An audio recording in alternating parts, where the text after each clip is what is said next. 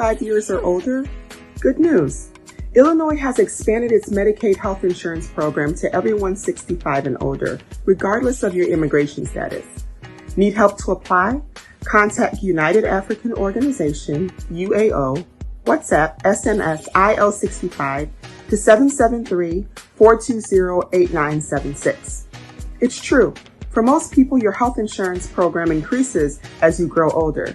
That's why the state of Illinois has expanded its Medicaid health insurance program to everyone 65 and older, regardless of your immigration status. Need help to apply?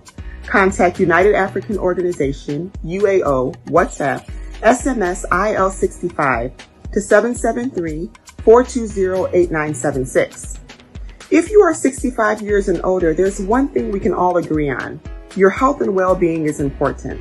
Whether you are a recent green card holder or retiree, asylee or without paper, you're now eligible for the Illinois Medicaid Health Insurance Program. Need help to apply? Contact United African Organization, WhatsApp, SMS, IL65 to 773-420-8976. Documents needed to apply: your proof of ID, your proof of address, and your proof of income.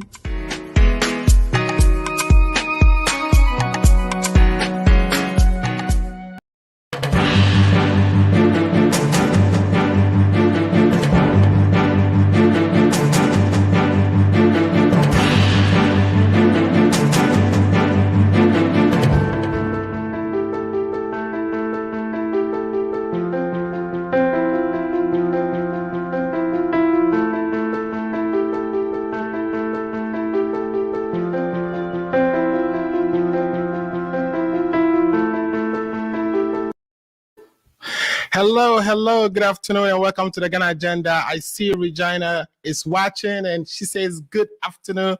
Good afternoon, Regina. Thanks for joining again. Please tell a friend to join the show.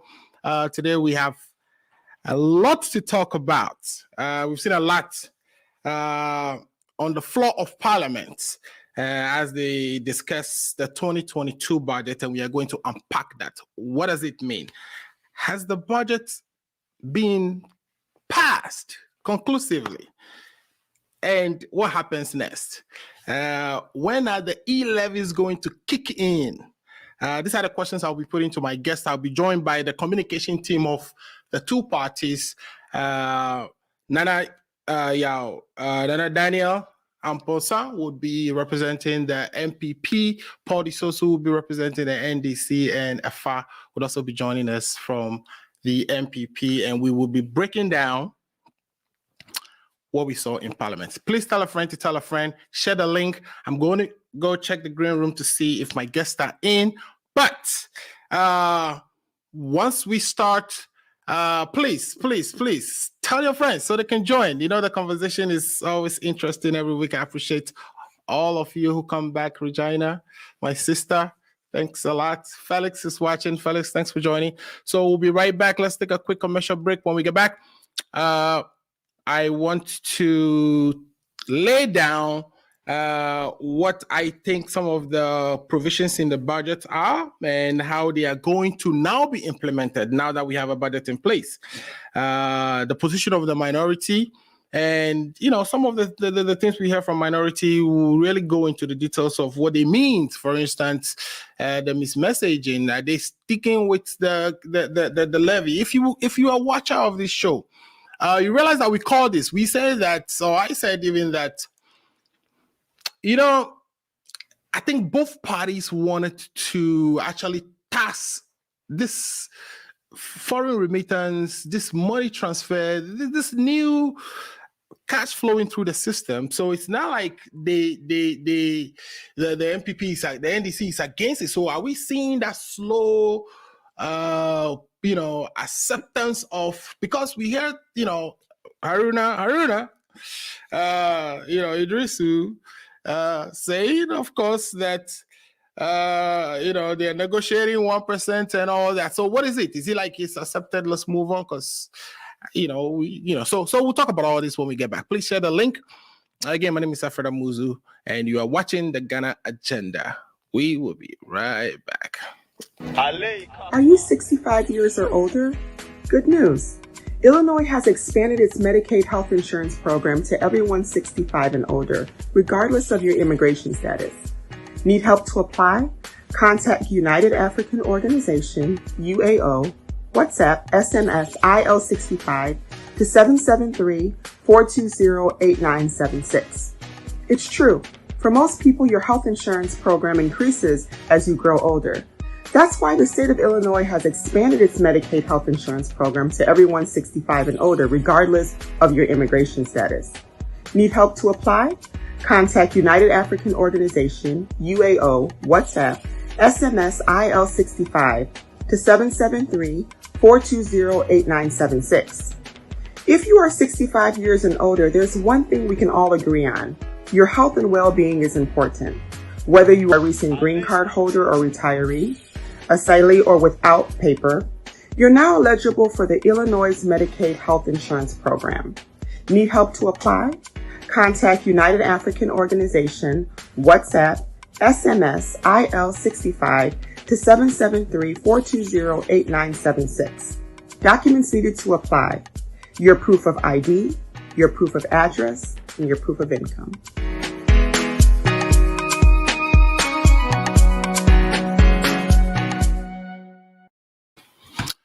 All right, welcome back to the show. So like I said earlier, today we are going into the details and discuss the things we saw in Parliament. But essentially, I want to also cover the budgets as we go through this. As we wait for everyone else to join, we know this year's budget's title is Building a Sustainable Entrepreneurial Nation. And then at the same time, we are going to do fiscal consolidation and then create jobs. So for me, even just that title alone, the fact that we are doing fiscal consolidation and creating job at the same time sounds to me like a very difficult thing to do, but I would ask my guest and then have them also contribute to that discussion. My camera is off, so let me see something. All right,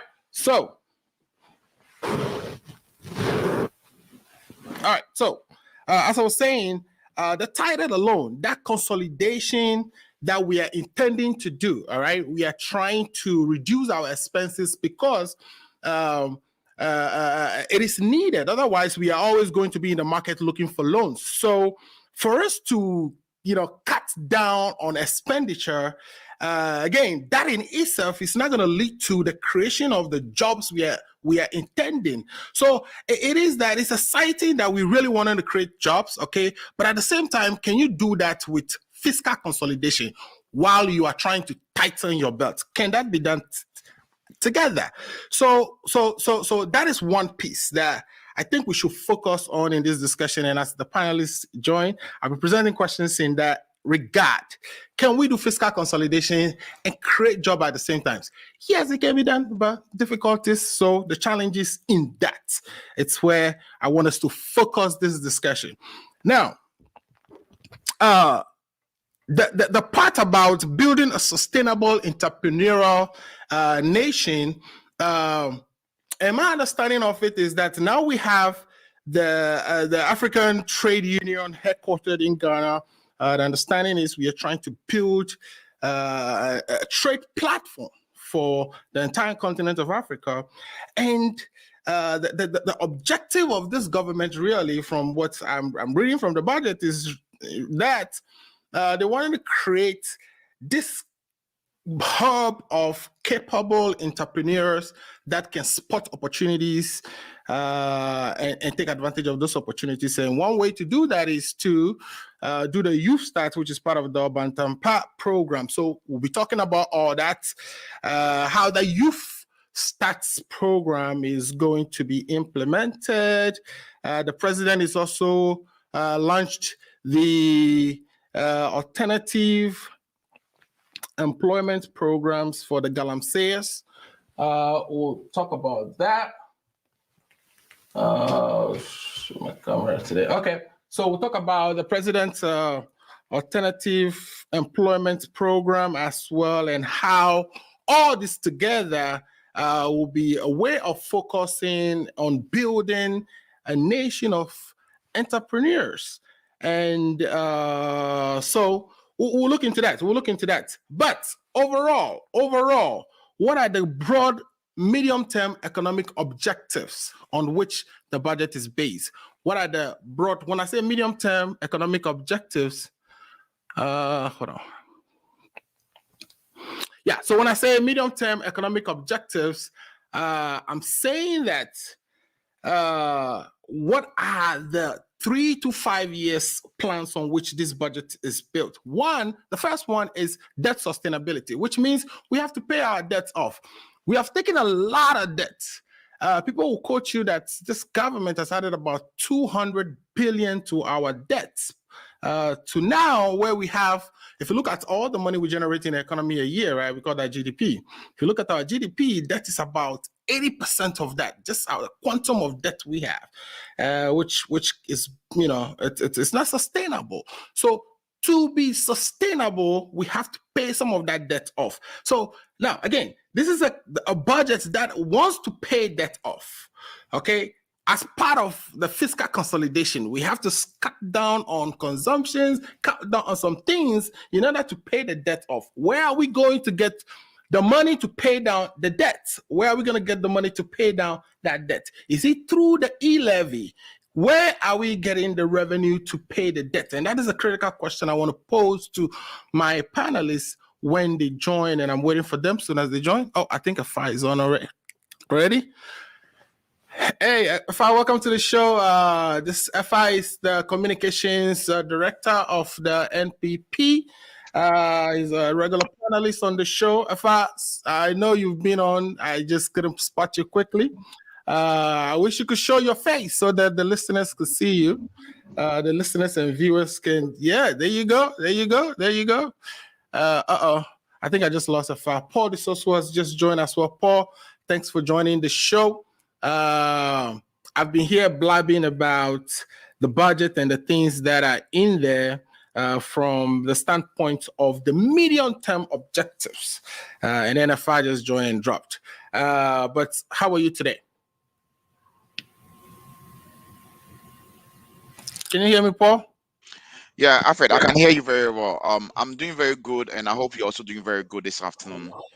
I am happy to join, and I'm happy to be here this afternoon. And I pray and I hope that whatever we're going to discuss here this afternoon will be facts, nothing but the fact, right from the budget that people are running away from, a budget that they've presented and they cannot defend it, a budget that they are trying to throw dust into the eyes of the good people of Ghana. These are the things we are going to talk about this afternoon. And I want you as a host to be very, very, very, very, very, balanced with each and every one of us. Keep us on track. Make sure that nobody throw dust into anybody's eyes this afternoon. Thank you very much, Alfred. All right. Thank you so much. Okay, so we are joined by Efa again. Efa, welcome to the show. I know Efa is going to laugh. He's going to laugh, but he knows they've been trying to throw dust into the eyes of the Ghanaians for too long, and I'm going to stop him today. I like the humility of my. You see, this guy, he should have come from my mother and Katakasa. But you see, he is a brother from another mother. Today of all days, I like the way he has started, trying to talk to the host to tone down and kind of do this and no propaganda and stuff like that. We are going to be how we've always been. We don't change. We speak the truth, and we are going to speak the truth all the time. So, Paul, you practice what you're telling us, and everything is going to go on well. You are okay, except that sometimes some of your co-panelists are, but I'm sure that as time goes on, we're going to learn. So quickly, Alfred, yeah, each day you're improving and keep it up. We want to make this program one of the best globally. It is our own. We come here, you see, it is not a privilege. It is an opportunity given to us to come and, express our views and contribute toward the development of Ghana. And when we come here, Alfred is building a platform for himself that will help, with the development of Ghana, and also project us out there. So let us contribute and making sure that we come here with facts. We come here and speak the truth. Sometimes we don't get it right. When we don't get it right, let us eat the humble pie. I know Paul is good at that. I am good at that, but I can't speak for the others. So let us do that, and let us make sure that we make this program one of the best. Today we are coming to contribute our quota towards what is happening as far as the budget and going forward, debt sustainability, employment creation. What does these things mean? Are these politicians just saying it for the sake of saying it to get away with whatever they want to do? Or, there are real things on the ground, and we're going to do our best, okay? We don't claim to know it all. When we get it wrong, just correct us and we take it up from there. Thank you for the opportunity, and we are all here to help. Thank you. God bless you. All right. Thanks for those introductory comments. I'm having camera troubles, but we are going to Paul, you're on mute, so we couldn't hear your. Anyway, so guys, I'm so grateful. I'm so grateful that my brother, once again, Ifa is a brother to me now. We fight. The reality, we face it at the back behind the shows. And as he said, we don't know it all. We can be wrong. And I'm ever ready. I am one person. When I get it wrong and draw my attention to it and I checked and I know I'm wrong, I'll be ever ready to admit and then withdraw. So I think he has also done that in several cases. So, we take it from there and let's do this program. Let's, talk to the fact and data available. Let's talk to the, unacceptable things that is going on in our parliament, right? Which, I'm personally not happy about the way things are going. We'll talk about it and then we'll put our opinions and our views. What we think, we know, we put it across and we all dissect it and then look at, the way forward. So thank you very much, Brother Ifa. And then I hope it's going to be a very great show. I'm waiting for the rest of the guests and the panelists to join us. Thank you. Right. So I think we'll be joined by Daniel shortly. Sure. Now, so guys, let's jump straight into it, right? This past week, we were off week. We were off last week, so we weren't here to discuss what had gone on in Parliament. But we saw a Parliament. We saw, I think, on the 30th or so, that the was it the 30th? Correct me on the date, but we saw that Parliament had rejected the budget, and then the issue of was there a quorum? Do they have the numbers to do that? I think if again you're gonna hold us to these numbers, right? The requirement was that they have at the minimum majority of Parliament in attendance, right? Which means that in this case, as we are 275, that's what is required for such vote to occur is that they have at least 138 people, but that the NDC couldn't account for the 138 when that question was put. Now, the NDC has other counter arguments to that to say that quorum was established at the beginning where all the parliamentarians were present, the 274 of them minus Ajwasafo, and that you don't stop and re-quorum the debate process, the debating. But there is this peculiar provision in 104 that says that for votings to occur, is it voting also the title says, to occur, that there has to be half of Parliament in attendance. All right. And then based off that, the majority in attendance carries the day. Then eventually, I think, was it Tuesday or so, or Wednesday, we saw, another session of Parliament again. This time around, they had the numbers. Again, the NDC walked out. According to them, the speaker, which is the deputy speaker, is also a parliamentarian, counts towards quorum. And therefore, they are able to rescind the previous rejection of the budget or previous vote to reject the budget and now pass the budget. So where we are now is that the budget is passed and The estimates would have to be discussed at the committee levels so that numbers can be agreed on. Essentially, what this means is that e-levy is a reality.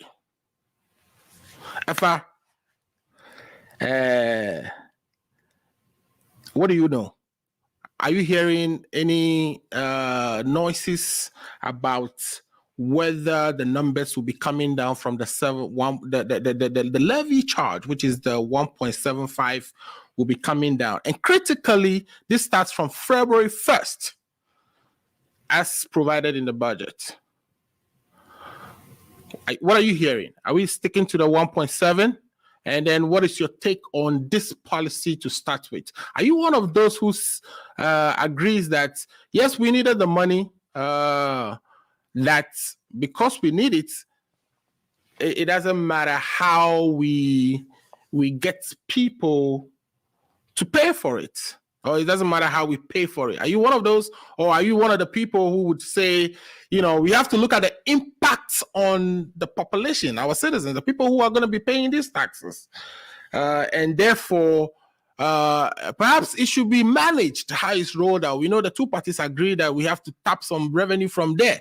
It should be managed, and perhaps that the 1.75 is a little too aggressive to start with.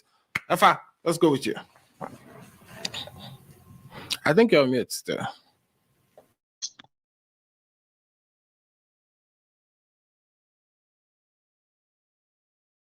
Afa, you are still on mute. Alfred. Yeah, sorry. Can you hear me now? Yeah. Yeah, Alfred, before my brother will start, I think we want to be very, balanced over here today. So if you can give each person the amount of minutes you're supposed to talk. Very important. Yes. Very important. So let's do first 5 minutes, right? Let's do 5 minutes each. So if you start. Yes. Okay. Yeah, very good. Am I speaking on the quorum or just the taxes? The quorum, the decision, and then or just the taxes? Yeah. So take as much of what you can. Yeah, if you can detail them all in 5 minutes, that'll be great for me. Right. So when it comes to the quorum, right, all the argument seems to be valid, right? So there is the provision for quorum and there's the provision for decision making. So for instance, if you form a quorum and you don't have the number to make decision, then you can discuss whatever you want to discuss, but you can't make a decision. So with a 1/3 is to form the quorum, but it is not a 1/3 that makes a decision. So we have to clearly distinguish that. So if the provision is saying that to make a decision you need half of the members must be present, and then of that the majority decides. You see, now the problem we have to deal with, which I think is not clear, is with a member of parliament presiding. Is he considered a member of parliament and asked the quorum or no?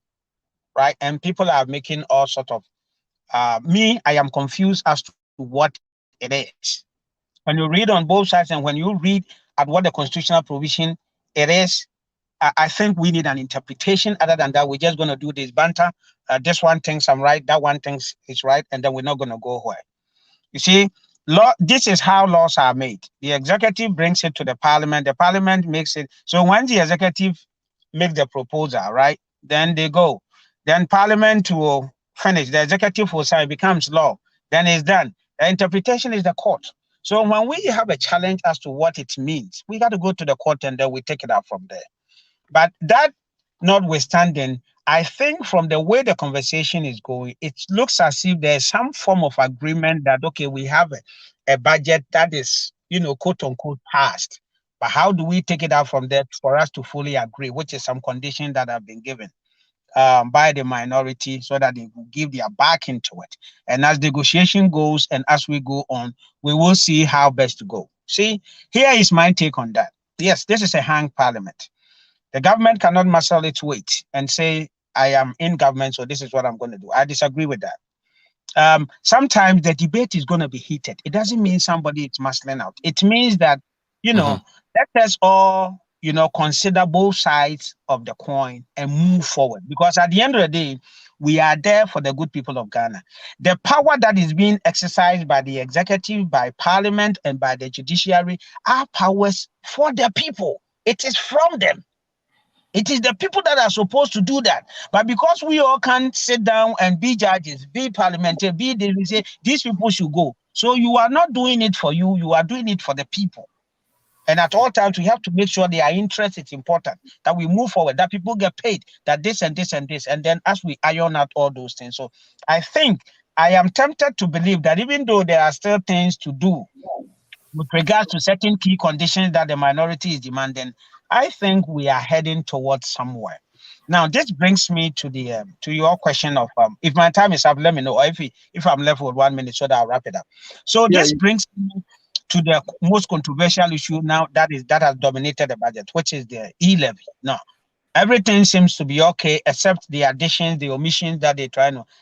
The e-levy is what. So from the government side, if you have read in the news, government is ready to shift to 1.5, and then, as we said, we are not sure whether that is really representing what the opposition was, but the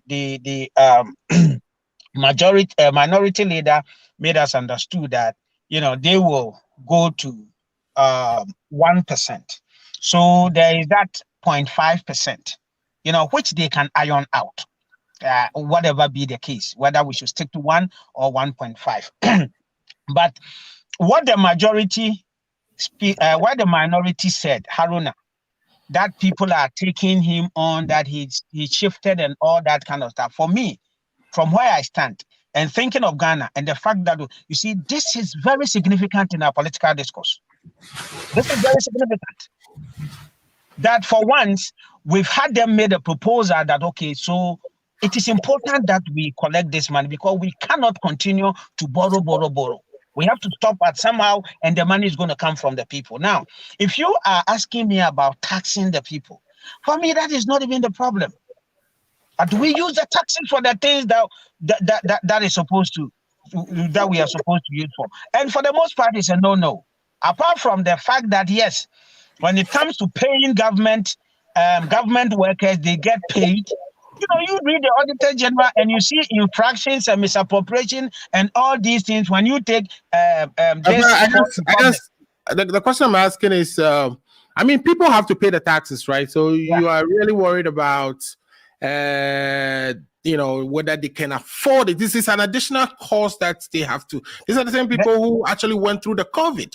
It's not the government who went through the COVID per se, So let's not treat it like. Right. So the impact is being felt by the people. So when you're about to introduce a tax, you also have to have some sort of an analysis of impact on the people who will be paying it.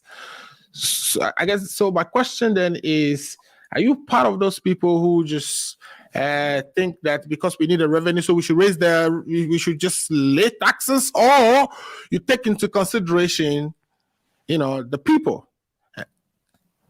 I go for that. I go for taking into consideration the people. Okay, so it is very important. You see, we need a revenue now. So if you are coming to justify an increase, then the question is, what have you done with the past ones that you've collected? Are you able to account them properly? And we have not.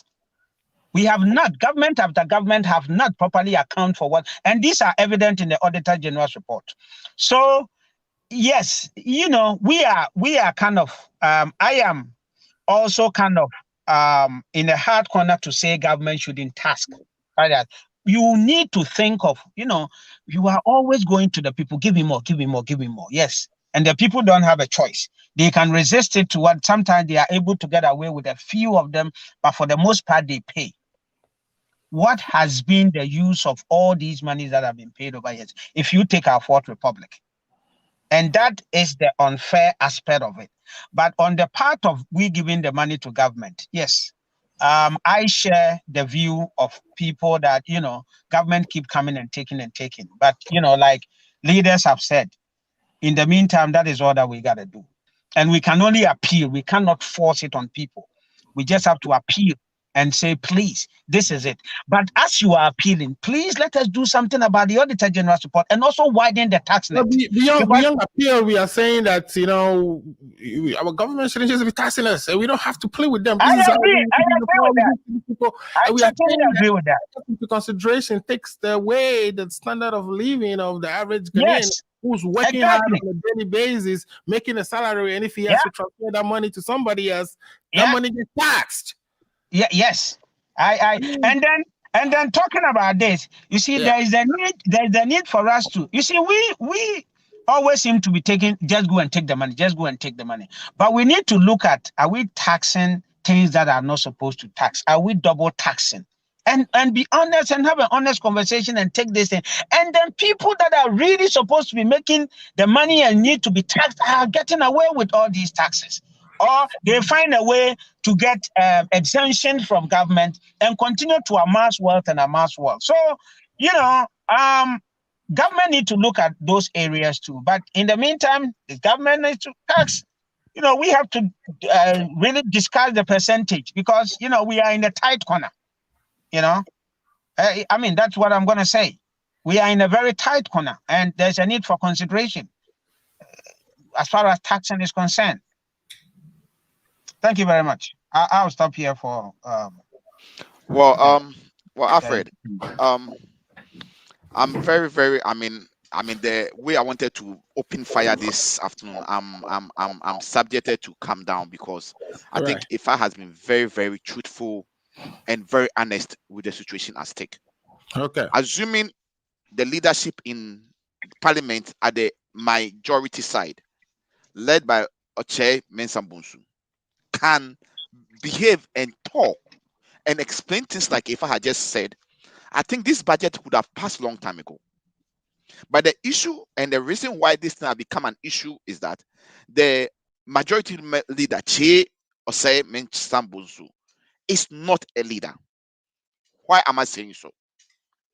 As a leader and in government, it's not always that you think you are a majority. As Ifa said, it's a hung parliament. So that you need to get into his head for him to understand that it's a hung parliament. He cannot use his way as he used in the previous administration, whereby they were 163 as against 106. Like my brother Ifa said, look, the NDC knows that we need taxes to rule the country. And it's a fact. The NDC is not saying that we don't need taxes. Why? When we're in government, we also introduced some taxes, which when they were in opposition, they raised issues about it. We went back to the drawing table, looked at it, and then readjusted. Example is the VAT. When we introduced the VAT, by then, this current president led a demonstration. That is Kumi Preku. You remember that demonstration? What happened? The president by then went back, they withdrew the taxes, they went back, looked at it, sat down with the stakeholders, brought all people on board, did a lot of communication to get the people to understand that this is the way we want to move. The question over here is, why won't this government do that? The e-levy, I have spoken to a far behind scenes, and I told the father, look, for me, my stand is that, it's a lazy man approach to, but if that's how government is going to get revenue to be able to manage the economy, then let's look at it. For me, the 1.75 is too much. Okay, I was telling Ifa that we can go between somewhere around 0.5, start with 0.5, maybe a year or two, you can increase it maybe 0.7, so they move from 0.5 to 0.7, at least to take the burden off the people. Now, if I make a very important point. And that's just one thing. They can also increase. I think one of the proposals that I believe the NDC gave them to was that. No, I'm coming there. If I raise a very important point, my brother, today I am putting politics aside and I'm speaking as a Ghanaian. Right. Look,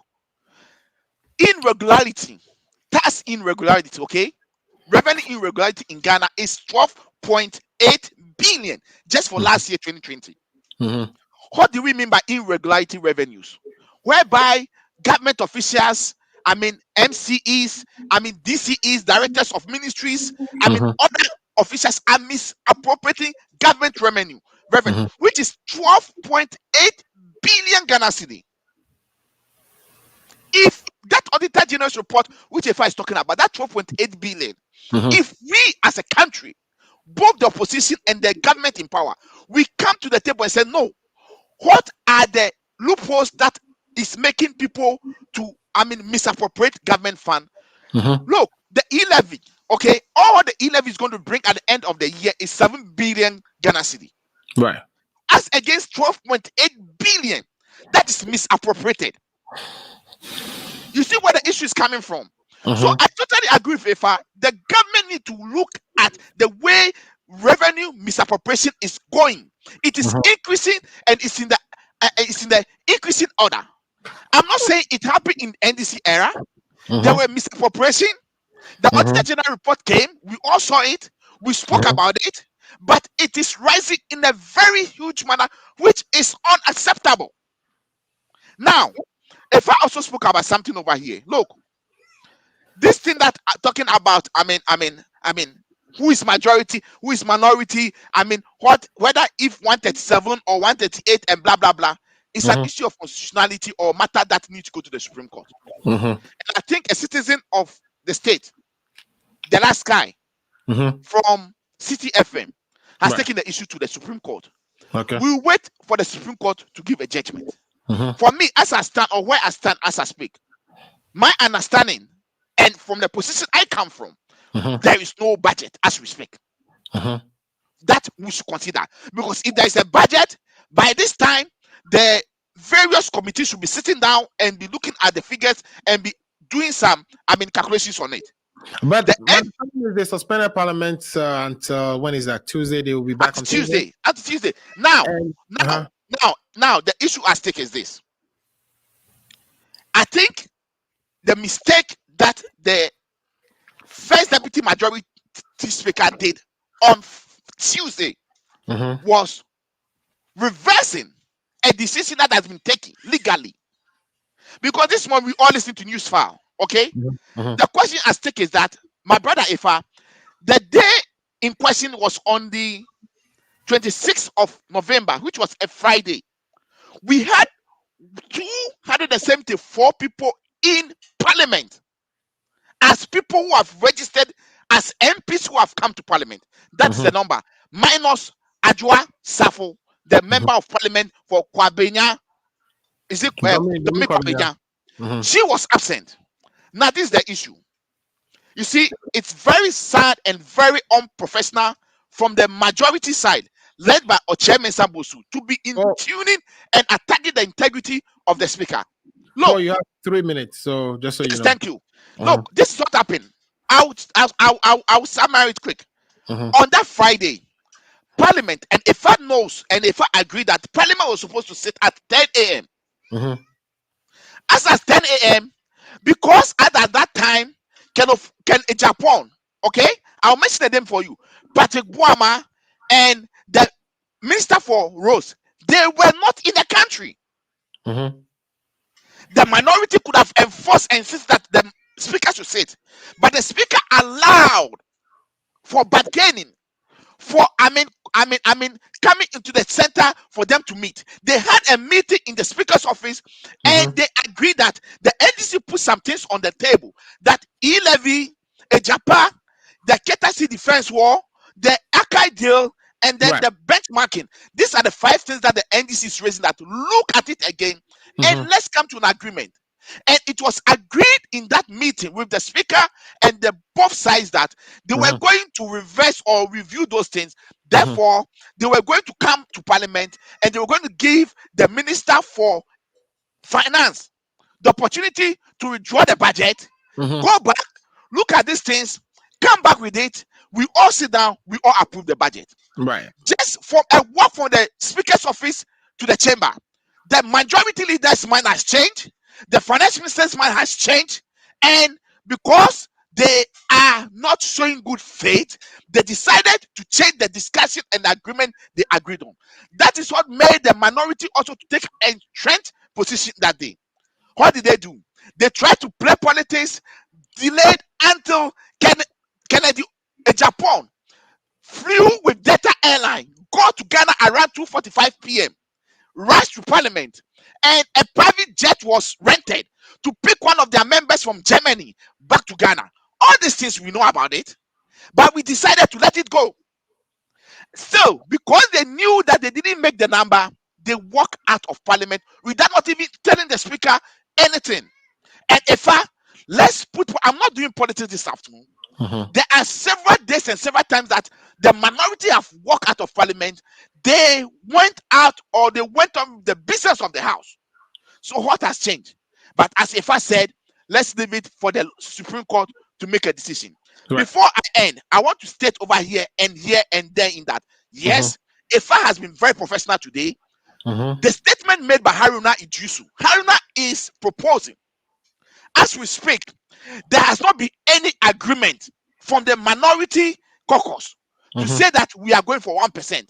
Haruna is saying that as a reasonable human being, he will look or he will agree that he goes for 1%. But as of now, there has not been any discussion. They've not concluded on any discussion. So the minority stand still holds. Our stand is that scrap the e-levy. If you want to bring the e-levy, of course, we are reasonable human beings. We are ready to sit with you on the table. Let's come to the table, but with that bad faith shown by Apenyo Malcolm, shown by the majority leader, it is not going to help. And I think my brother Ifa have ears in government. He should let those two people understand that in this situation, they need to let cool heads prevail. They should calm down. Let's look at our country.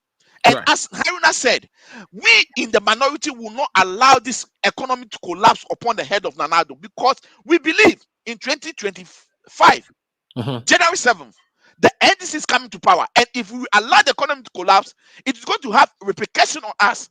So therefore, we will not do anything to allow the economy to collapse. I am saying, and I am stating over here, that we are here as a team. Let's all work. Let the majority leader or Chairman Sabu put away his arrogancy, his ego. He should come on the table and talk to the minority, because it is a hung parliament. And you heard what the minority, the note we've sent across. We are saying that moving forward, every decision we are going to vote upon it. If that is what they want, they will be at the losing side. We are not going to be at the losing side. And I think Ifa has been very, very, very reasonable this afternoon by saying that the majority should understand that the situation whereby they think they are majority enough is no more, and that heads should prevail. Let all of us come to the table. Let's do this thing for the sake of Mother Ghana, because you, myself, Ifa, and the other panelists who are joining will not be happy if our brothers back home in Ghana, January, February, they don't pay them salary. We are not going to be happy about it, and we need to do something, and something needs to be done. And that is why I am saying over here that let us all come on the table until this majority leader and those people in MPP who think they know it all, they stop doing that, knowing it all, and come to the table and sitting down with us. They are going to lose. We are not going to lose. The economy is not going to collapse on the head of the Nanado. Even though Nanado is a weak president, we will make sure that the economy does not collapse on the head of Nanado. Thank you. All right, thank you. I think you've taken about you've taken a lot of time, so let's just note that in there so that when the back comes, I just spoke for 8 minutes. If I spoke for 7 minutes, I spoke for 8 minutes. All right, I'm looking at the time. I'm looking at the time. Let me for that. Before you come in, Daniel is on. Let's welcome Daniel to the show. It's interesting that the two MPP communicators are on the road doing business. Maybe their government has sent them some information they didn't work on, so everybody's busy on the road, chasing after things. And the NDC people, the NDC guy is sitting in his room with no business. You see what happens when you are not in government. Okay, so welcome to the show, Dan. Dan, the question is that should we go on with this proposition, the e-levy as it is, or do you think, in the interest of considering the citizens and the impact it will have, that we should actually be a little cautious approaching this thing so that we don't cause a backlash? Daniel. I think we've lost Daniel. Okay, if you were gonna come back with you were gonna come back. So if you can Well, yeah, go for that. Yeah. And whenever Daniel comes, I can let him go. You can yield, yes. Paul, the president is now weak, right? The president is very considerate. Well, listen, so if he seems tough, then he says he's arrogant, right? If he's negotiating and get things done, you say he's weak. He's not. So let's get that straight. All these things you're talking about, we have this member, this guy flew in, or can we leave that to the background? Each political party will do whatever they have to do to make sure their members are in there. So, all things. Yeah, I think if we can skip that and focus on the main issues, I think that will help us. That will help us a lot. Now, so to the substantive issue, right? Paul, you what we need to realize is, first and foremost, is that sometimes we can play the politics when the politics comes in, but here it is significant and it is very key. Now, you see, this our attitude of something has been there, not done. All of a sudden, it has to be done. You see, it don't work like that. And I'm speaking specifically to the Auditor General's report. You see, what is Parliament doing about it? They sit on it, talk about whatever they want to talk, and then, business as usual. Is it a case that there are parties that are involved, so they don't really care, or what is it? The issue about tax exemption for companies, this is way off for me. When we look at the tax exemptions, they're making the money and they take it away. Why? We need to widen the tax net. Now, I don't want to go beyond the Fourth Republic, because this is what we have and this is what most people are familiar with. Right? Yeah. Why? Each president, Rawlings talked about it, Kufuor talked about it, Mills talked about it, Mahama talked about it, Nana Addo is talking about it. Why? Why didn't it? Why didn't it? Go to East Lagos. No, it's not easy, right? It's not easy. I mean, the property tax part is being handled. Come on, man. Budget Okay. It's not easy to widen it to cover the rich. It is easy to always tax the poor. Then let's keep quiet and move on. What is not easy? What is easy is that you don't want to do it. Once you have the political will, you will always do it. What is it that government want to do for the executive, for the legislature, for the judiciary that has not been done? Give me one. So from what Paul was saying, that in the background, you agree that the e-levy was is a lazy approach, right? I would not use the word lazy approach. Yeah, he knows the word I will use, which I will not put out here. Okay, right? Of course. Right. I won't put it out here. That's the background discussion, yes. So that will be a behind the scene discussion. When we talk, we are frank. When I call him, as for that one, we go straight. We never do politics. We are very frank. You see, when I'm talking with Paul, I am talking as a family, but right now I'm talking as a political communicator. People can whatever, right? Paul, Paul is talking some of the things he's talking because he's in opposition, and I mean I get it and I understand it. But the long and short of it is that you see, if we want to pinpoint one government, it is just our institutions and how they function and how they've given us things when they can up the game, and this is where we have to pin them and tell them that do more than what you're doing, right? Me, honestly speaking, you see, the issue at the end of the day, it is not even how much they're going to take. Because, Paul, you agree with me that when it comes to the talk tax, right? You guys said you were going to take it off, but you added 2% to it. You see, it is okay, but use it for what you collected the money for. And that has been our problem, right? If you tell us that, look at the thing that have been enumerated. You were explaining somebody who would oppose this task. That's what the vibe I'm getting. The vibe Let me go against my government. I will oppose it on a condition. Okay. Right? I will oppose it that I have not seen judicious use of the previous one. You get my point? So it is not the money I'm giving you. Honestly speaking, if it is, you see, let us be honest here. Okay. You're transferring $150, and government is taking, is it $3? Is it The $3? the total is going to be $3.75 because the government is taking Right. 1.75. The And territories Yeah. then take So $2. so So the add all so is 3.75. yeah. Honestly speaking, if it will be used for the purpose for which it's being collected, the citizen will not even complain. I'm telling you. You see the complaint, right? Behind the scene, they are not seeing what you say you're gonna use it for. And that's a big statement coming from you. that is okay. Okay. It shouldn't be a big statement coming from me. I am saying go to the Auditor General's report. Okay. No, listen. Okay. Go to the Auditor General's report. Alfred, And if you are happy with it Alfred, from the Fourth you Republic, see, then we don't have a problem on the what ground. Ifa is saying today, I mean, let's cry for our mother Ghana. Look, Right. there's a You lot get of what I mean? rot. Me, There's a lot I of look at that. rot in the system. I have always There's said a that lot of rot in the system, if you which will pay we need to look at. attention to the Auditor General's report and our civil servants, we won't be having problem because go there and somebody has been there for 30 years. But what do you say to what the government is saying that, or Marafa, let me ask this to Paul and then you can come in. Paul, what do you say to what the government is saying that we can't continue to borrow?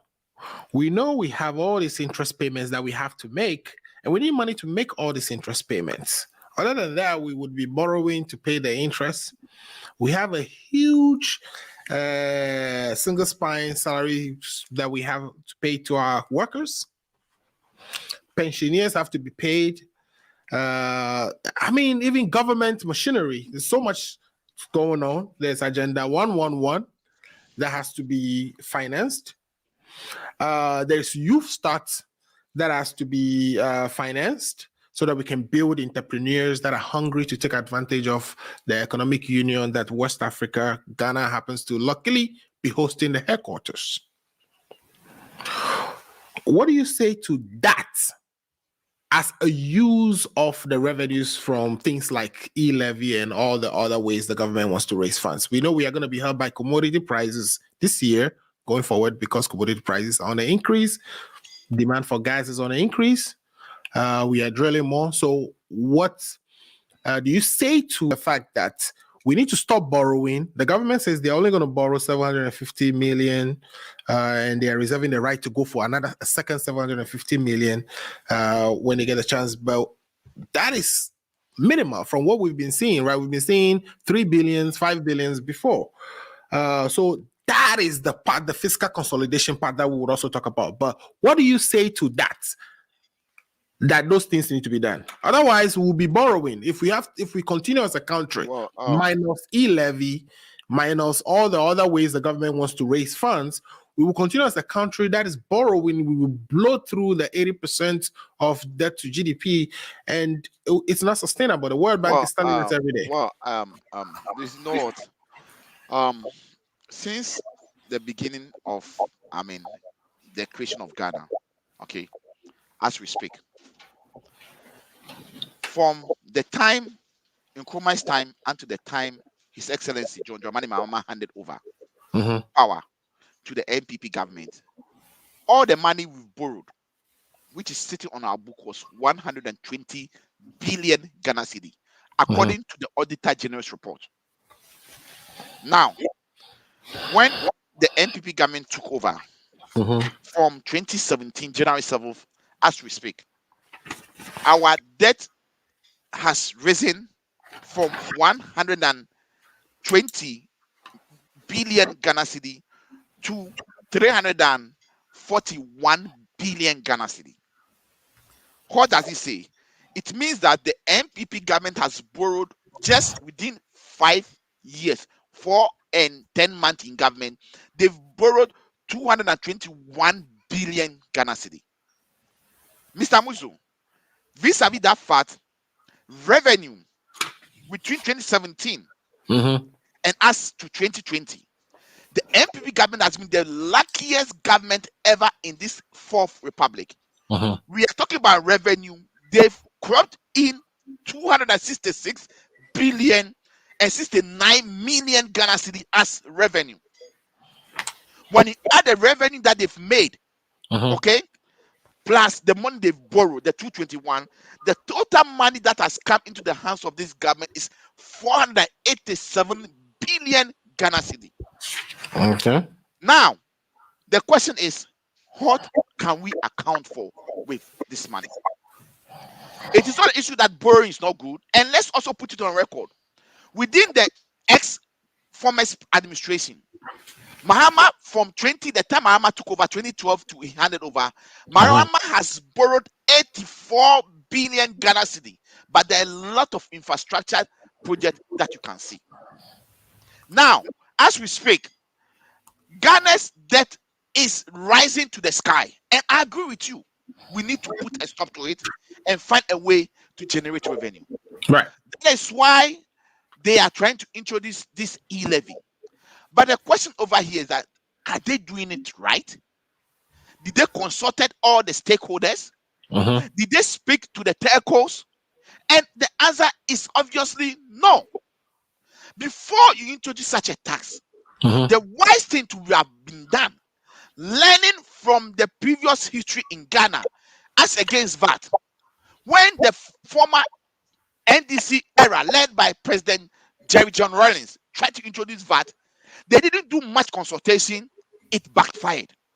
It's the same mistake that these people are doing. I am telling you that whether we like it or not, we need to generate revenue. We need to generate money to be able to reduce down the amount and the level at which we are borrowing.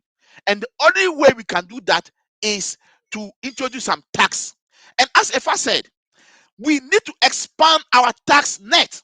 That is the issue. That's the only way we can succeed. And as I proposed on this show, if the NPP government had sat down with the minority and the stakeholders and said, look, this is what I want to do, this is what I want to achieve, and this amount of money, if I introduce it, this is what is going to come out of it. What do you think? Let's judge all and come to a central agreement. They did not do all these things.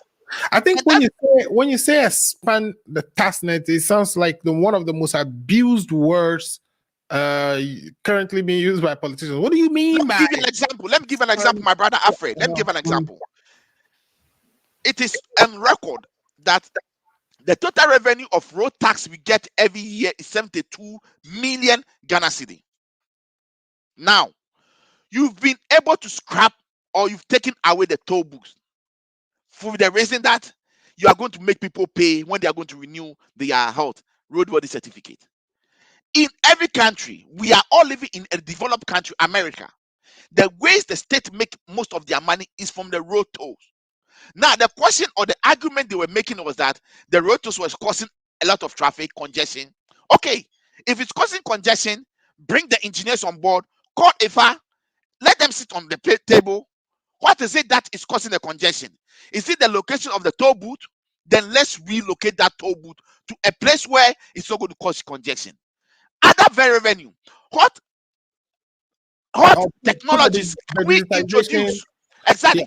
What technologies can we introduce to cut down the queue whereby human intervention is coming in? And don't forget, my brother Ifa, as we are saying that they are saying 72 million is derived, I believe it's more than 72 million because those people at the top who is holding them responsible. Right. The leakages over there. You see, that is why I am saying that it's a lazy-man approach for this government to try to introduce e-levy instead of them sitting down and really looking at issues. Look, if we want to be truthful over here, and which I know if I agree to it, look, there's a lot of ways that which we can raise this 1.75 that we want to put on e-levy, that we can raise that 7 billion in a lot of ways. Look, example, look at my brother. We only cited so far 72 million. We are talking about 7 billion. That is what I am saying. That is what I'm saying. That let's say infraction, there we get a 72 billion. 72 million. Hold on, Alfred. That's what I'm saying. That infraction in revenue in Ghana is a big problem. 12.8 billion just last year, 2020. 12.8 billion was lost as revenue infractions. So you think why can't we block those loopholes? At least if you're able to target 4, 5 of these government departmental agencies where these leakages are happening, let's target them. Let's get a mechanism in place. Let's introduce ICT, a technology, a means whereby all those revenue is not going to go to human interface, but it's going to go through the system. Why can't we do that? Let me give you a practical example. If I made a very good point, and I agree with him, the rich will always continue to be rich, and the poor people will continue to be taxing. Right. Look at example. Take a place like where those rich people are across the motor. What's the name of the place? It just escaped me. Oh, it's not. If I was the name of the place, where these rich people are. Sprinters. Yeah, behind sprinters, those rich places where the building is going for 1 million. That's another. I've forgotten the name. Trasaco and Co. Trasaco. Thank you. Thank you, Trasaco. Look at that area.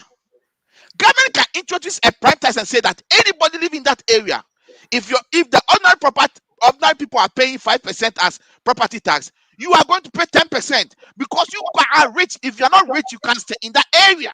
But that would be unfairly targeting people. It is not unfairly targeted. It is happening in this country. That is why President Biden has reintroduced a law saying that the rich are supposed to pay more so that the middle people will pay the same thing they are paying. It is not being unfair. I think the solution, what you are really describing, perhaps a better way for that would have been decentralized property tax collection and property tax policy development and implementation, so that the localities, for instance, the districts can then say, hey, this district, this is the property tax rate. And if you decide to leave, then you pay. That is another option. But the question over here, look, we all agree over here that the way they take that property revenue tax is even poor. How many of those money that goes into government cafes? How many? Let's talk about, let's be real this afternoon. People are paying those money. Look, a Ghanaian will go and pay money, he will not even demand a receipt. Even if he takes the receipt, you're not going to even look and make sure that if that receipt is authentic. And you know how deceptive we Ghanaians are. They'll go and print their own receipt, and it is happening. It is happening everywhere and be given to you.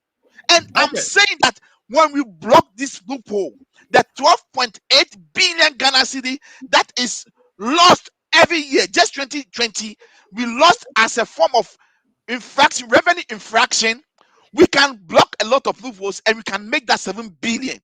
They are not supposed to tax the people through e-levy. And what they are trying to tell me this afternoon is that when my brother Ifa, who is a burger, Chicago burger, when he sends money to his grandmother in the village, they want to tax. I mean, it's not fair. It is not fair. So I think, and I agree this afternoon, that we are being Ghanaians over here this afternoon. We are putting politics aside. Let the NPP government get back to the drawing table. I think there are a lot of ways which they can introduce this 1.75 taxes that is not going to hurt the poor. That's going to be on the rich. So they should go back on the drawing table and do that. Okay, quickly, let me take a few comments. We have a lot of people commenting. Regina says, thank you for me giving her a shout out. Togbi Hanyo says, please, let's share. Let's share. Thank you, Togbi, for watching. I have Patrick Senyo Adaju, who's the PRO of CNS watching us. And he says, good afternoon, my brothers. Good job. The director of ACO TV, which is our home TV, is also watching. And he says, Ghana Agenda, the best political show. And I think I have management from ACO Radio joining I think somebody in the background. So if my management is watching, so behave yourself, okay? And they are saying that my understanding is that in addition to Paul's point, the toll booths prevented people from living beyond those toll booths. So what this person is suggesting is that by clearing the toll booths, that people are able to now live on the other side, so that they don't have to be paying toll. But Mr. Muzu, I think if I agree with me, if you look at it critically, the cars that are destroying our roads are those cars from Benin, Burkina Faso, Togo, Ivory Coast. I mean, if you're not going to take them, how are you going to tax these people? You're putting the blame on the Beninois and the Ivory Coast. No. The truth of the fact is that they use huge trucks on our roads, and it's a factor, and it contributes to the road not being in good shape. So therefore, if you are removing these road taxes or these toll booths, I mean, how are you going to tax them? I hear, and I think if I said the last time, if I remember that they said they are going to tax them in another way. How are you going to tax them? Let's know about it. These are the things we need to look at. And looking at these things, I think there's a ways and means whereby this 7 billion that they are trying to generate from e-levy, if they can find other ways and means to make and get that money, that's what I am saying this afternoon. And if I just brought that point on point, tax infraction 12.8 billion. Let's cut that figure into two, and we are getting 6 billion. Okay. We are getting 6 billion cool Ghana city. If only Efa and his government will stop, chasing or will start chasing their government officials who are misappropriating government funds, all those money will come to us. And also, if the president will stop flying in a $20,000 jet an hour just to take a shot in the sky, all this money can come back into the revenue. Let's stay focused. Yeah. Let's stay focused. Okay. So before you come here, Rafa, there's a question here. It says that is by the way. I'm just trying to drag a face leg. But I know. So someone is asking that do we have effective property tax in Ghana? And I think looking in the budget this year, what I've read is that the government is intending on decentralizing the tax revenue collection, the property tax revenue collection, and send it to the districts, right, and the municipalities, and that the government would be helping them put together a platform and share the revenue with the municipality. Even some of that which I take problem with, right? Like, help them put a platform together, but why are you so interested in sharing that revenue? So that the municipalities can actually use that revenue to do municipal development, do the roads. And you don't need central government to get involved in, such issues or such expenditures.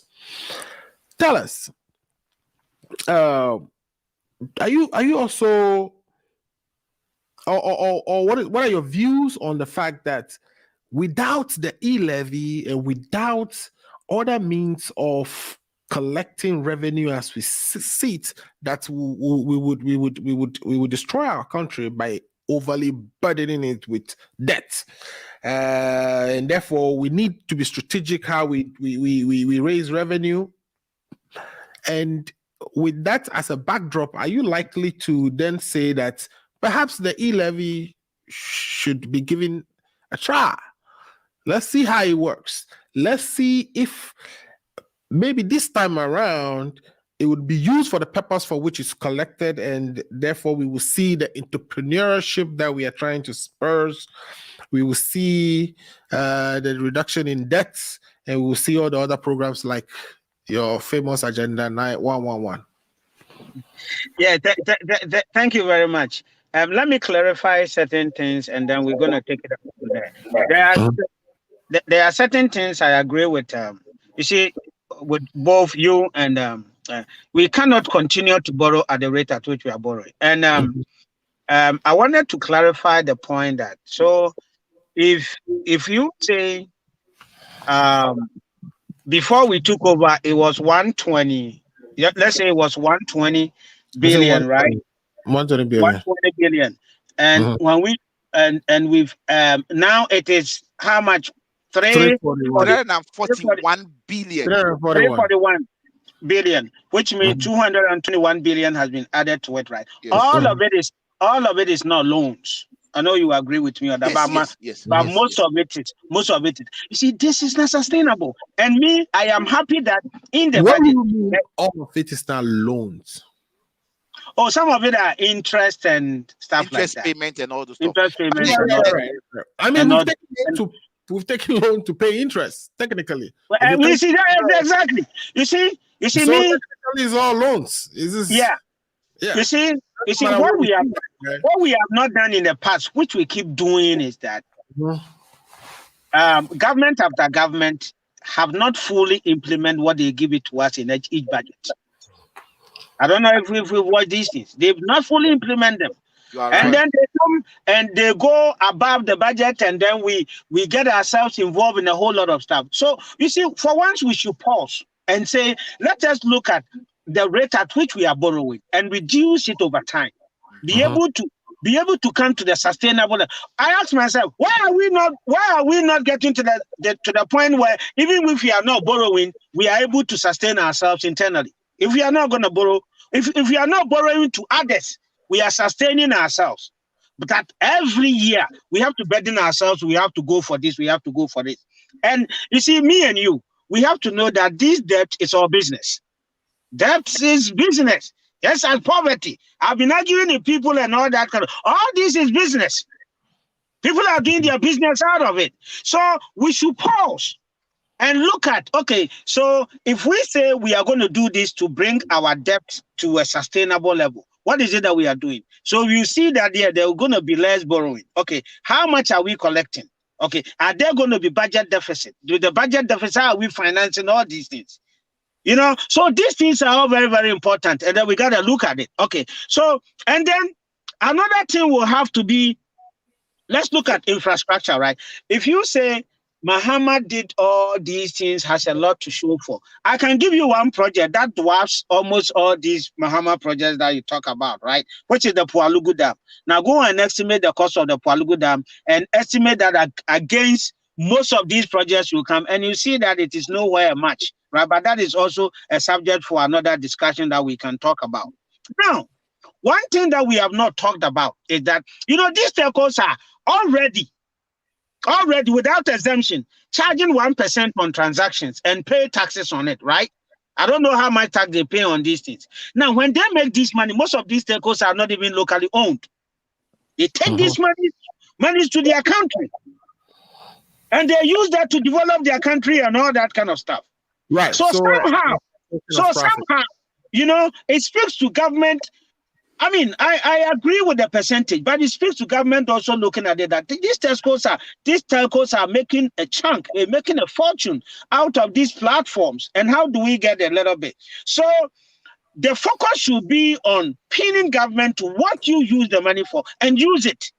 And most of these things that have been laid, right, expanding entrepreneurship and taking care of some of our infrastructure needs, it is important, it is significant, but we must pin government to it and make sure that we are getting these infrastructures, because it is out of these infrastructures that we are going to get more revenue to be able to make sure that we bring our debt and, you know, financing of our projects to a level where we can rely on ourselves and get to the Ghana Beyond aid that we all ascribe ourselves to. Now, having said that, I'm not sounding political, but I have to make this statement, okay? So, Paul, don't take me on.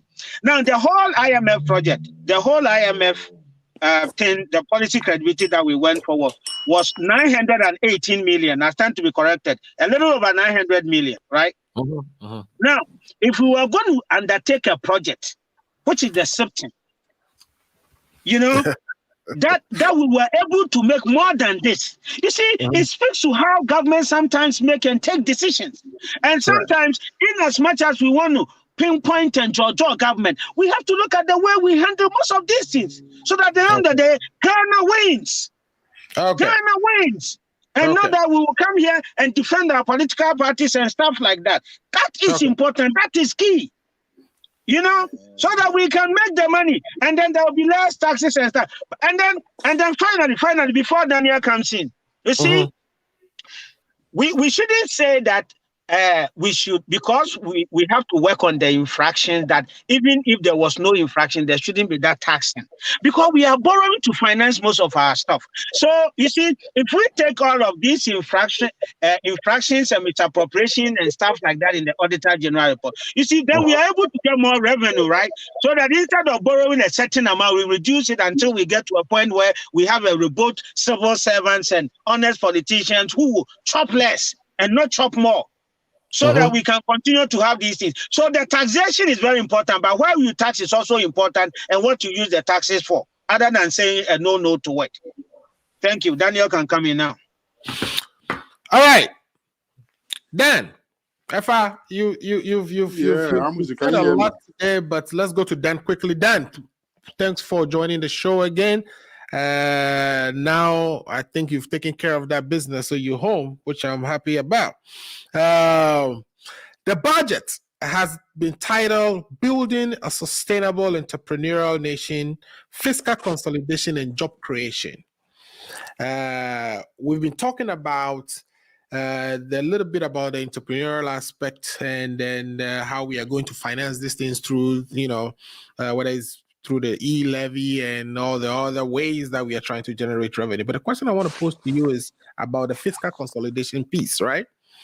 In my mind, the fiscal consolidation means that, of course, tightening your belt, which means you're going to reduce some of your discretionary expenditures. You are going to pay down your debts in order to reduce interest payment to kind of bring your debt to a sustainable level. And so, how is it going to be to consolidate or to do fiscal consolidation at the same time create jobs? Do you see challenges in that? Can you hear me? I can hear you. Yeah. All right. Thank you. Sorry, I was outside, but I'm back. Yeah, I'm with you. This. I mean, fiscal consolidation and managing debt levels. It's a constant part of government, right? Every state have some debts that they have to manage, and it's all over the place. Mention any country, they might be talking about similar things, but the degree is often different for different people, right? So it's something that is not going to stop today. It's not going to stop with an MPP government. It's not going to end with the next government. Ghana, as well as Ghana exists, they will have to always do fiscal consolidation, right? Right. So this is the issue. To remind you, today we are doing 5 minutes rule. So yes, that's fine. Yeah. This is the issue. And that is why sometimes we bring to bear some of the things we learn in school. We have equilibrium, right? In economics, we learn economics. You have equilibrium. You can have a lower equilibrium, a higher equilibrium, and you can go back to a higher equilibrium. So you can have an equilibrium, but one level might be different from the other, right? So at what level of the, ladder are you, and at what equilibrium level are you? Are you at a particular equilibrium level where even though your debt is not sustainable, but your people are okay?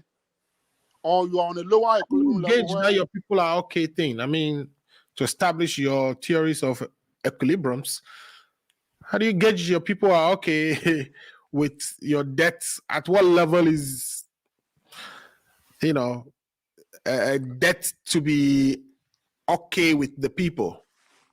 Right. So the thing that people often don't know is that nothing comes free. Whatever your government is doing, if your government start doing stuff and you think that, somebody's going to pay for it, you might be kidding. Maybe you don't pay for it, but somebody else will pay for it somewhere. Okay. So if you understand these principles and the government starts spending money here and there, and you know it like I know it, I know there's a future time that is going to come and we have to deal with it somehow. So if I'm planning my life in that environment, I know what to do to get around these things. But if you don't know it, you will sit down there and wait, and government will hit you with whatever they will hit you with in the future. And that is the difference between, excuse me to say, people who knows how the economy works and are able to read through things, and people who don't know, who just sit out there and things come and hit them. And then it's like a surprise to them.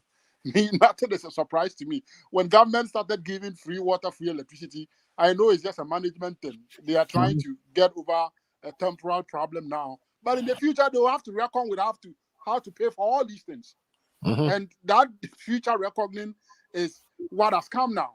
Somebody can decide to hold it off and say, hey, let's hold. But how long can you hold it off? You will still have to pay for it. So you see how government has been smart. Government tries to manage that and get over a political, hurdle.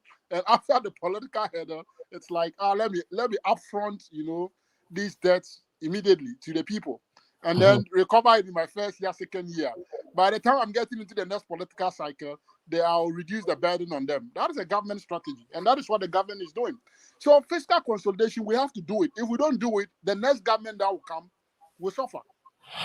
Yeah, so what I'm saying is that you see yourself going from about 27% of GDP as total expenditure to all the way about 24.5 forecasted for 2025. And my question is, that is not a rate of expenditure, that's rate of expenditure, if that is enough to actually spark the entrepreneurial nation you are claiming that you want to build. The previous medium-term plan you had was creating sustainable jobs. And that's a separate conversation that we can have when we do the year-end review, or we review the year in 2020 to kind of evaluate whether we've realized our 2018 to 2021 medium-term agenda or medium-term plan, which is about creating jobs. Whether those jobs are here. Now you're talking about a new medium-term, plan coming out, and you are saying some of the bedrocks being that you want to build an entrepreneurial nation. But if you look at your expenditure that you are having between now and 2025 and the consolidation you are doing, it looks like you're not going to be injecting the expenditure required to turn that engine on. Yeah, I get your question. So what you must understand is that this is not an entirely new program that is starting from the scratch. This is coming on the back of the NEIP program that was already there, led by the one that John Kuma was CEO before. So it's coming on the back of some of these national youth employment programs. So it's like an incremental something. It's not something that you are going to start from the scratch. No, that is not what it is. And remember, before in the previous, administration, they had, was it Ibrahim? I think his name was Ibrahim or something. He was the Minister for Business Development or something. And he has this presidential pitch and all this other stuff to encourage entrepreneurs, to give them capital and funding. So this thing is in that light. It's just an incremental upon the previous thing that we shouldn't be excited as you're saying that we should kind of tame our excitements. Like I'm being too excited about what is probably going to be, Don't get too excited. This is just an addition to that, okay. So I don't want to take notes on that. Oh, that's fine. I mean, that is what I'm saying. You see, I don't want to be responsible for people's, excuse me to say my language, people's ignorance when there's a budget and you don't go and fish out the right information and you sit out there and think that things come like that. No, go and fish out what government is saying. Don't just take what government says for taking its sake. It should be your responsibility to be looking carefully.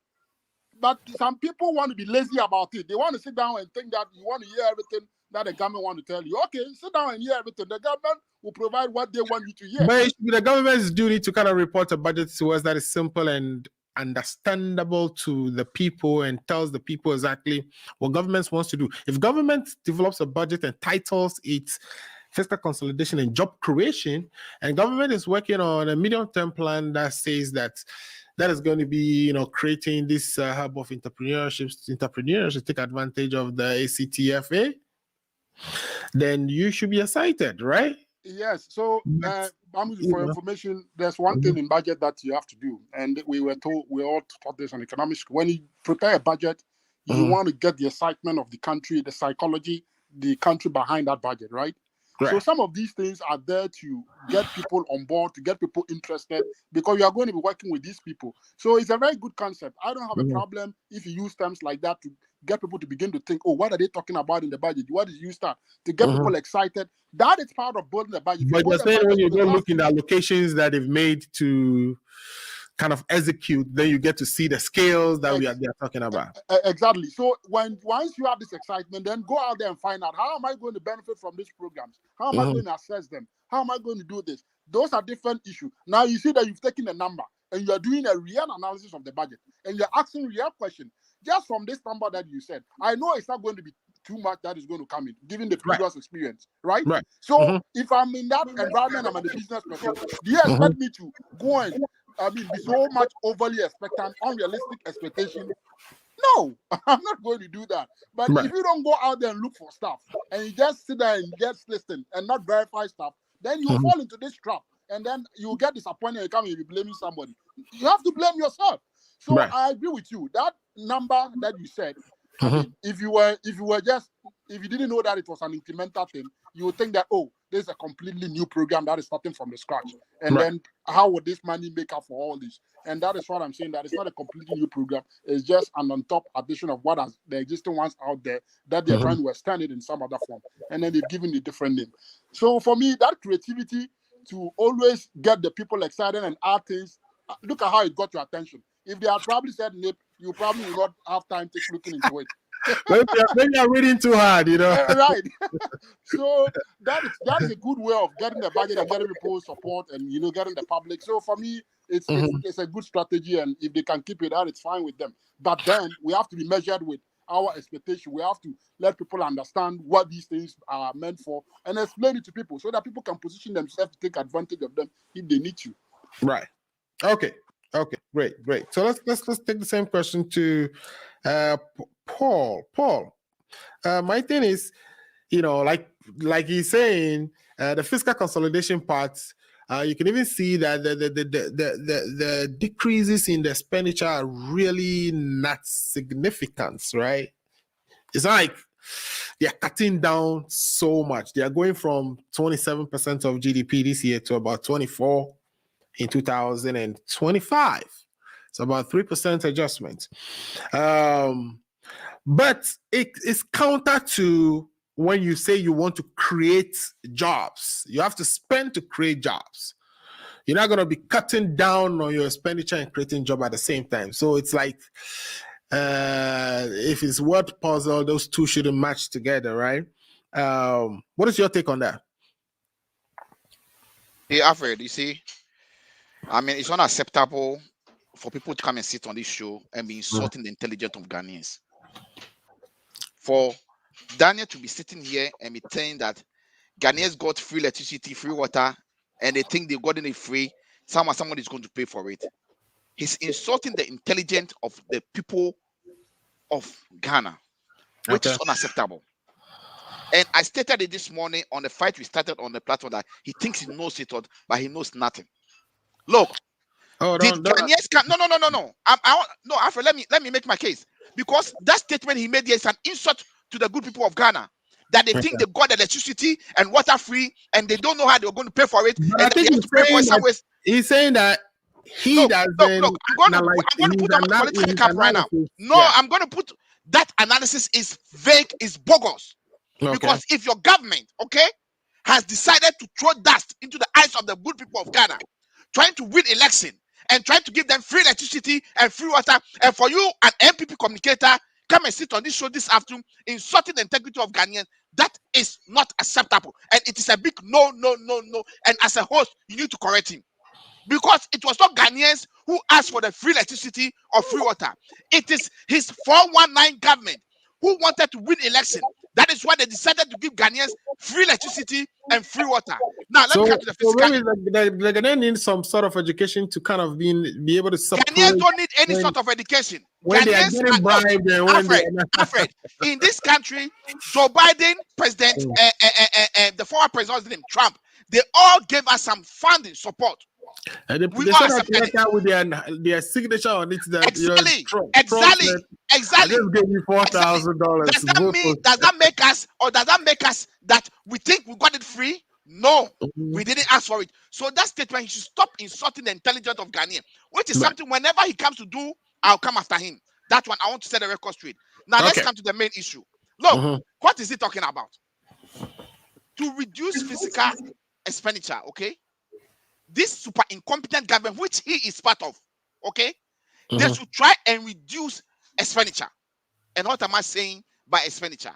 Look, our president, as we speak, just left the US 2 days ago in a private, luxurious jet that we are paying $20,000 an hour. Yeah, when the minority raised the question, $4 billion to the president, the machinery of I'm coming there. Don't go there. Don't give me the feedback. I know what I'm doing. Let me present my case. The president is spending $20,000 an hour on the presidential jet. Whether the jet is flying or not, he is paying for it. And as we speak, this year alone, 2021, how much have we spent on presidential travels? Let me state a record over here. In 2019, just 9 months in 2019, we spent 64 billion Ghana cedi. Let me take it to the old currency. It's 640 billion old currency. That's the amount of money we spent on incompetent President Ado's traveling, because he wants to fly in the private jet and take shower in the sky. That is what his luxury or his interest in. Number two, to cut down expenditures. Look, Office of Government Machinery, as we speak, in 2020, the money allocated to, or in 2021, no, in 2021, the money allocated to that office is 2.15 billion Ghana cedi. As we speak today, in the 2021 budget, it has risen to 3.13 billion. What is in that office? And I argue this issue with Ifa off record. And Ifa was telling me that I know other institutions. I said, yes, I agree. There are other institutions that falls under that Office of Government Machinery. But the question is, if you, the president, you know things are difficult. Our GDP is not, doing very well. The dollar has been escaped jail. The dollar has escaped jail. A lot of things is happening in Ghana. And instead of you to cut down on expenditure, reduce your expenses, you are rather putting a lot of burden on the taxpayers. Look, if President Addo is traveling from Accra to maybe a first hometown, there will be about 50 luxury, V8 following him. What's the use of that? These are the places that we can cut down revenue, okay, to make sure that we reduce unnecessary spending, and those money can be channeled into something else. For us to come and sit here and be saying that, there's nothing changing, it's not much, and all those things. Look, if President Addo stopped hiring Jen for $20 an hour, that millions upon CDs that is being used, okay, can be used to channel something. When a question has been asked over 6 months ago, we don't have the answers as of now. Just for us 2 weeks ago, a member of parliament, Brian Champon, to tell us that he has advised the National Security Minister not to put the expenditure or the money spent on our president, which we are taxpayers. Where have you heard this thing before? Which country have you heard this thing before? This thing never happened in America. Let's just be fair, right? I wanted to bring, as you're saying that, I think it's the right time to actually bring about how much is allocated to the Office of Government Machinery. So the Office of Government Machinery gets about it's 3.04 billion. Okay, 3.04 increase. Yes. Billion. Okay. Yes. What is that? And I think I was arguing with Ifa, and I told Ifa that Parliament is also demanding a lot, and which I don't see the sense in it. Look, I am being very fair over here. But this money allocated to this, at that breakdown, right? Because I guess let's be fair to the government too, right? They have a lot of things under them. They have the OGM headquarters and agencies, public enterprises, scholarships. They have the microfinance and small loan centers. They have the Nation Builders Corp. They have the National Identification Authority, Monetary and Evaluation Zongo Development Fund, the Infrastructure for Poverty Eradication Program. It's under them. Home Rental Scheme, the Council of States. Mention all of them. I've seen all of them. These offices, the same offices existed under the former administration. All these offices existed. As we speak, the people, workers, allowed you call it, Flaster House staff, is in the thousands. We have over 1,000 people working in the Flaster House. What is in that Flaster House? So if you are talking about cutting expenditures, these are the areas that the president needs to cut down expenditure. The last thing I want to talk about is corruption. Corruption has eaten and has been given to this government. They should cut down the excessive corruption, the Ejapa deal, the PDS deal, the Ameri deal, all these corruptions. If the president wants to show a good faith to the good people of Ghana, so that his communicator, Daniel Apunsa, not come and sit here and be insulting Ghanaians and telling Ghanaians that they got free electricity and free water and they deduct it was free, they were going to pay for it, to stop insulting them, then his president to stop this corruption. The stealing, the thievery should stop in this MPP administration. And it's on record. I can mention about 54 corruption allegations against this super incompetent government that they, the two of them sitting here, they cannot defend it. It is a fact.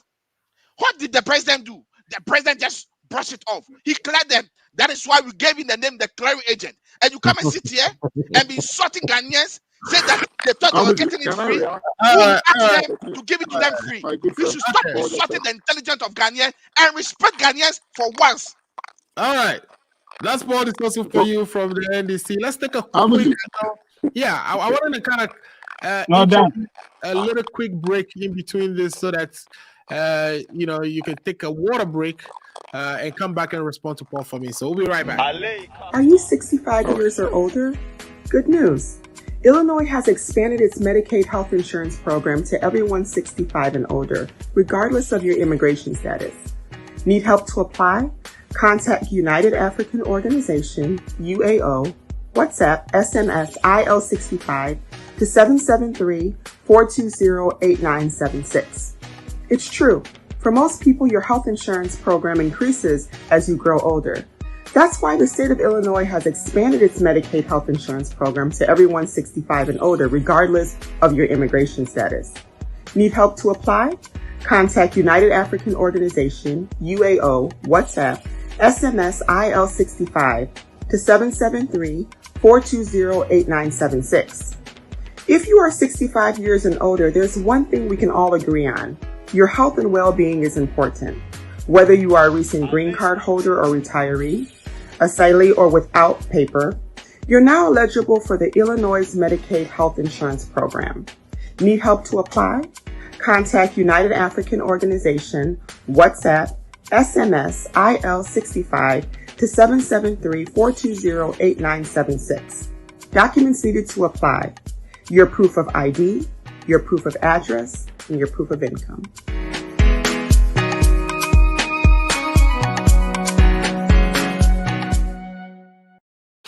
All right, welcome back to the Ghana Agenda. My name is Alfredo Muzu. I'm joined here by Paul Disotu of the NDC communication team, Daniel Amposan of the MPP communication team, and Efa Amayao, also of the MPP communication team. We've been talking about the budget. We are looking at the broad economic objectives of the 2022 budget. We discussed debt sustainability. We just talked about the difficulties with consolidation and creating job at the same time, or consolidation and the revitalization at the same time. I want us to end this segment and then we will continue with the next segment. But I think, Daniel, if you can take 2 minutes to respond to what Paul said. You won't let me talk?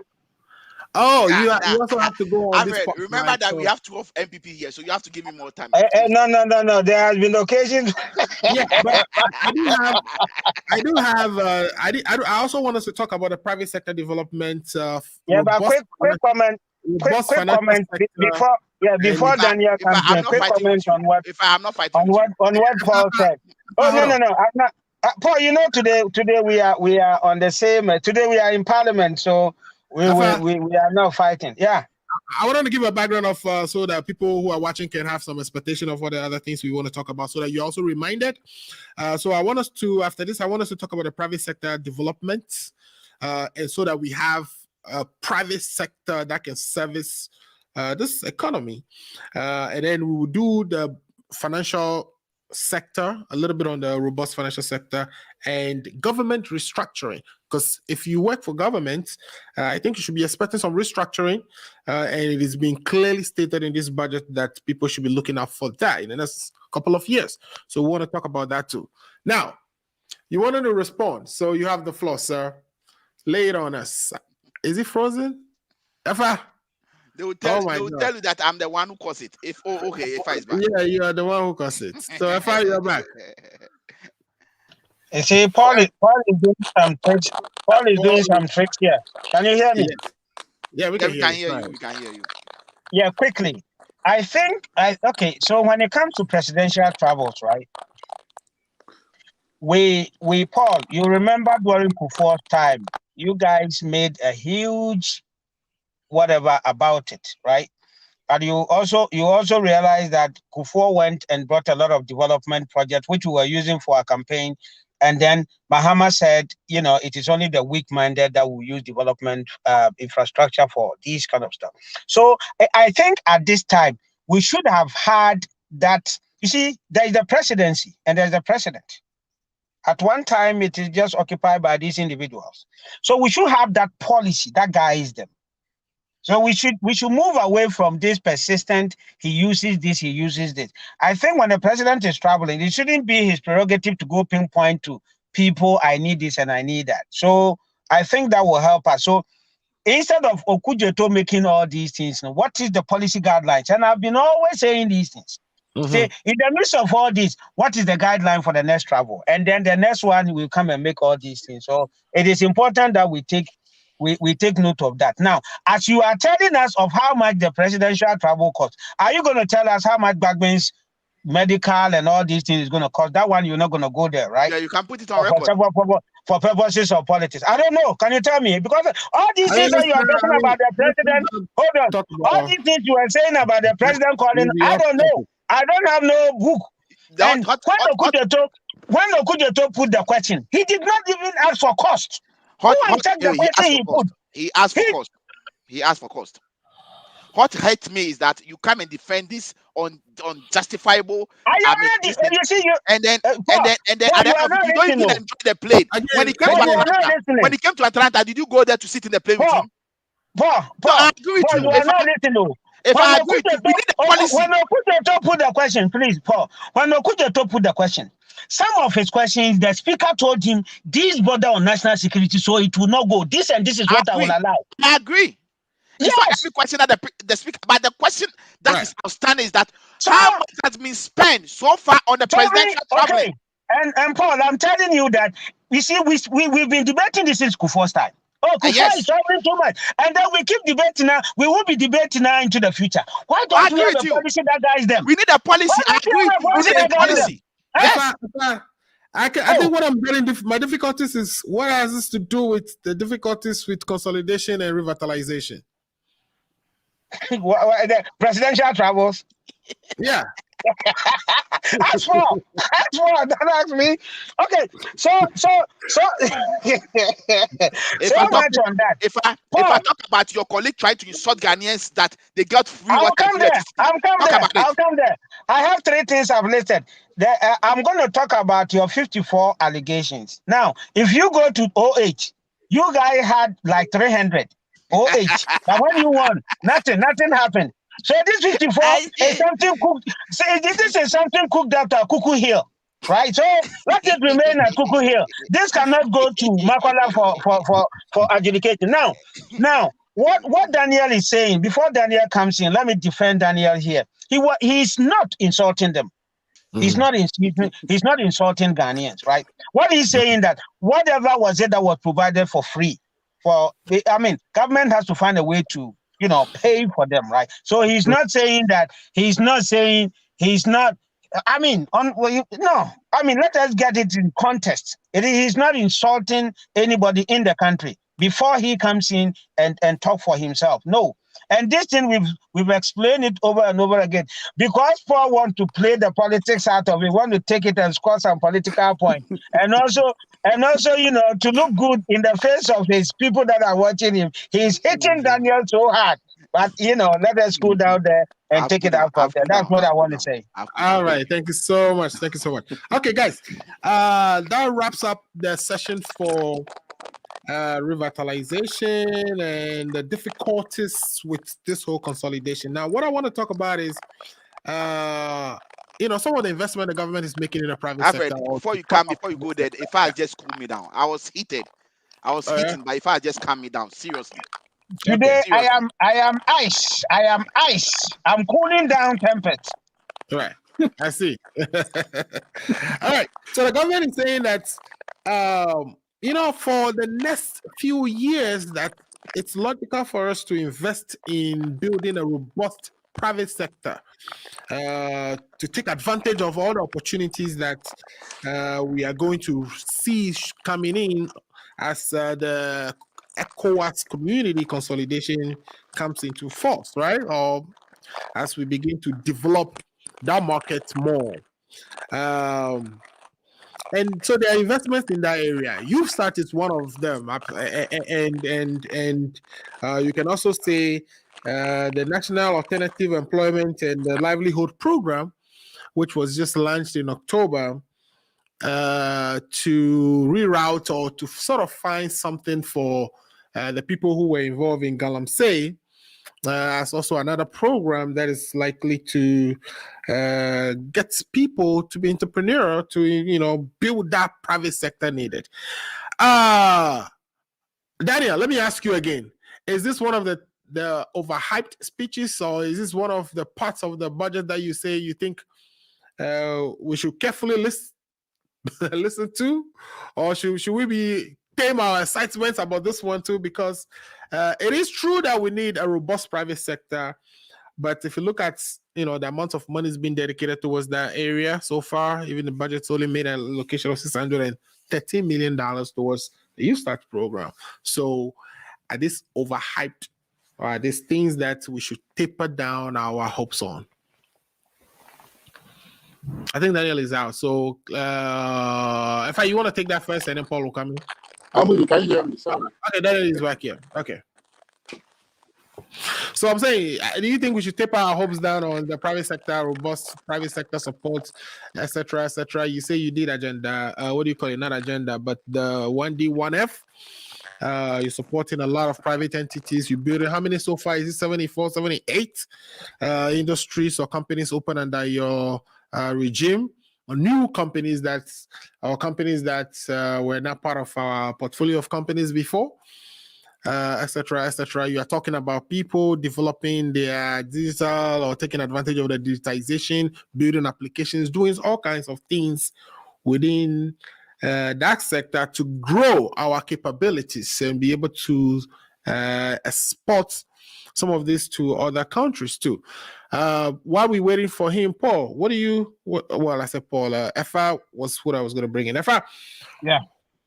Should we be measured in how we evaluate this, as was said by Daniel earlier as well? So we've always been a government that believes in the private sector, right? Mm-hmm. That is why when you look at our policy on 1D, 1F, it is government, providing support for. It's not government is not going to do a wholly owned stuff. And when we came, we've done a lot of stuff in the private sector. Now, when we are talking about private sector, there is, as far as companies are concerned, but also in the agri sector, there are a lot of people. It's mostly privately owned. So as you support all those things, you are supporting all these sectors of the economy and to grow. You see, government hasn't been a good generator of employment. When you take the key government aspects, the military, the police, and all these things, maybe revenue collection and some of these things that government needs to use to regulate the system.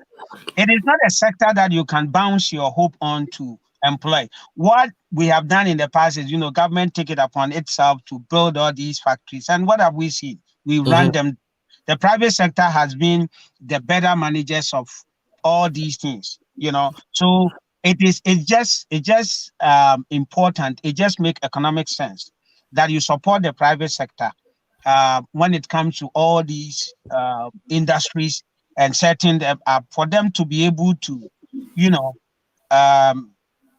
employ as many as we want. Now, so as we tackle existing companies and helping them expand, and also bringing on board people that are going to set up new ones we're talking about, we also have to take advantage of, individuals that have small businesses that can pick up so that they can employ 1 or 2, 3, 4, 5 people out there, and for us to be able to help the economy. That is the way to go. And that is the way government is going. So when you read that aspect that is talking about the amount that you quoted, there are other allocations that are also dealing with private sector revamping, and all these things will come on board and will make sure that, to an extent, we employ these teaming youth that are all over the place. And if we don't go that way, Daniel, we keep saying, we've been saying since Kufuor's time that, the youth is a time bomb, and we've been doing this short-term 2-year, 3-year program, the youth in employment and this NAPCO thing. But it is important that we have this permanent job created out there where either people take on their own or the existing one we expand. And we also open up the economy in such a way that people can come in, take advantage of the situation, come in and invest, and then government supports them. If we don't do these things, there is not other way other than government picking up upon themselves. And government cannot continuously, because we're going to go back to the same old ways. We put up all these huge factories, people go in there, run it down, and then we have to either sell them or give it cheap for others. And I think this is the way to go. And I hope we're going to get support and the needed injection to be able to roll these things out. Thank you. Okay, great. All right. So, yeah, we have a lot of things to talk about, but we have limited time. So let's go with Paul now, because Paul, you have to leave as Thanks. shortly. So I just want to do quick 2 minutes, and then we can give the remaining 8 minutes to Daniel, because he's been dropping off and on, and his government is in power, but he doesn't even have money to buy internet to make sure that his internet is stable. So let's do the rest of the history. I think with this. Well, this is gonna be the last time you speak, and then we would not hear from you. Take these three things for me, right? We are talking about the private sector development, but also look at the financial, what the government wants to do in the financial sector, introducing that development bank. The development bank. Yeah. Yes. So then, let me just take this two. Then you give me the third one. I know, because I'm not. The third one is I'm not as smart and all-knowing like my good friend Daniel Ponsa. He is smart and all-knowing. So I beg you, give it to me small. Okay. Let's talk about the private sector. I totally and 100% agree with Ifa. I will not. There's nothing that he has said that I don't share the view. I share the same view. Okay. Look, this country in the US. The country has gotten to where it is because of the private sector. And I think the private sector needs to be encouraged back home in Ghana to do more and to build more and to employ more. Government by itself cannot do all. We cannot employ a lot of people. And the only way we can do that is that the government will give support to these private companies, go into a partner agreement with these companies to set up and then build more, create more jobs for our brothers and sisters back home in Ghana. Now, one of the examples I want to give over here is this toll road that they said they're taking off. Okay, I think the government can go into partnership with the private sector. Example, myself and Ifa, we can come together and create a company. The government will hand over maybe from Obechebi Circle or from Kaswa to Winneba, and that stretch for us.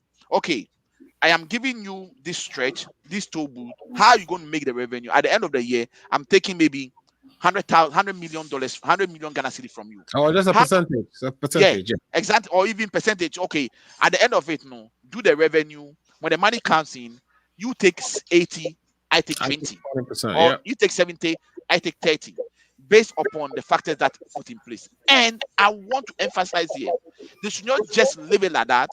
They should make sure that they put mechanism. Jeremy, come and take him. Sorry about that.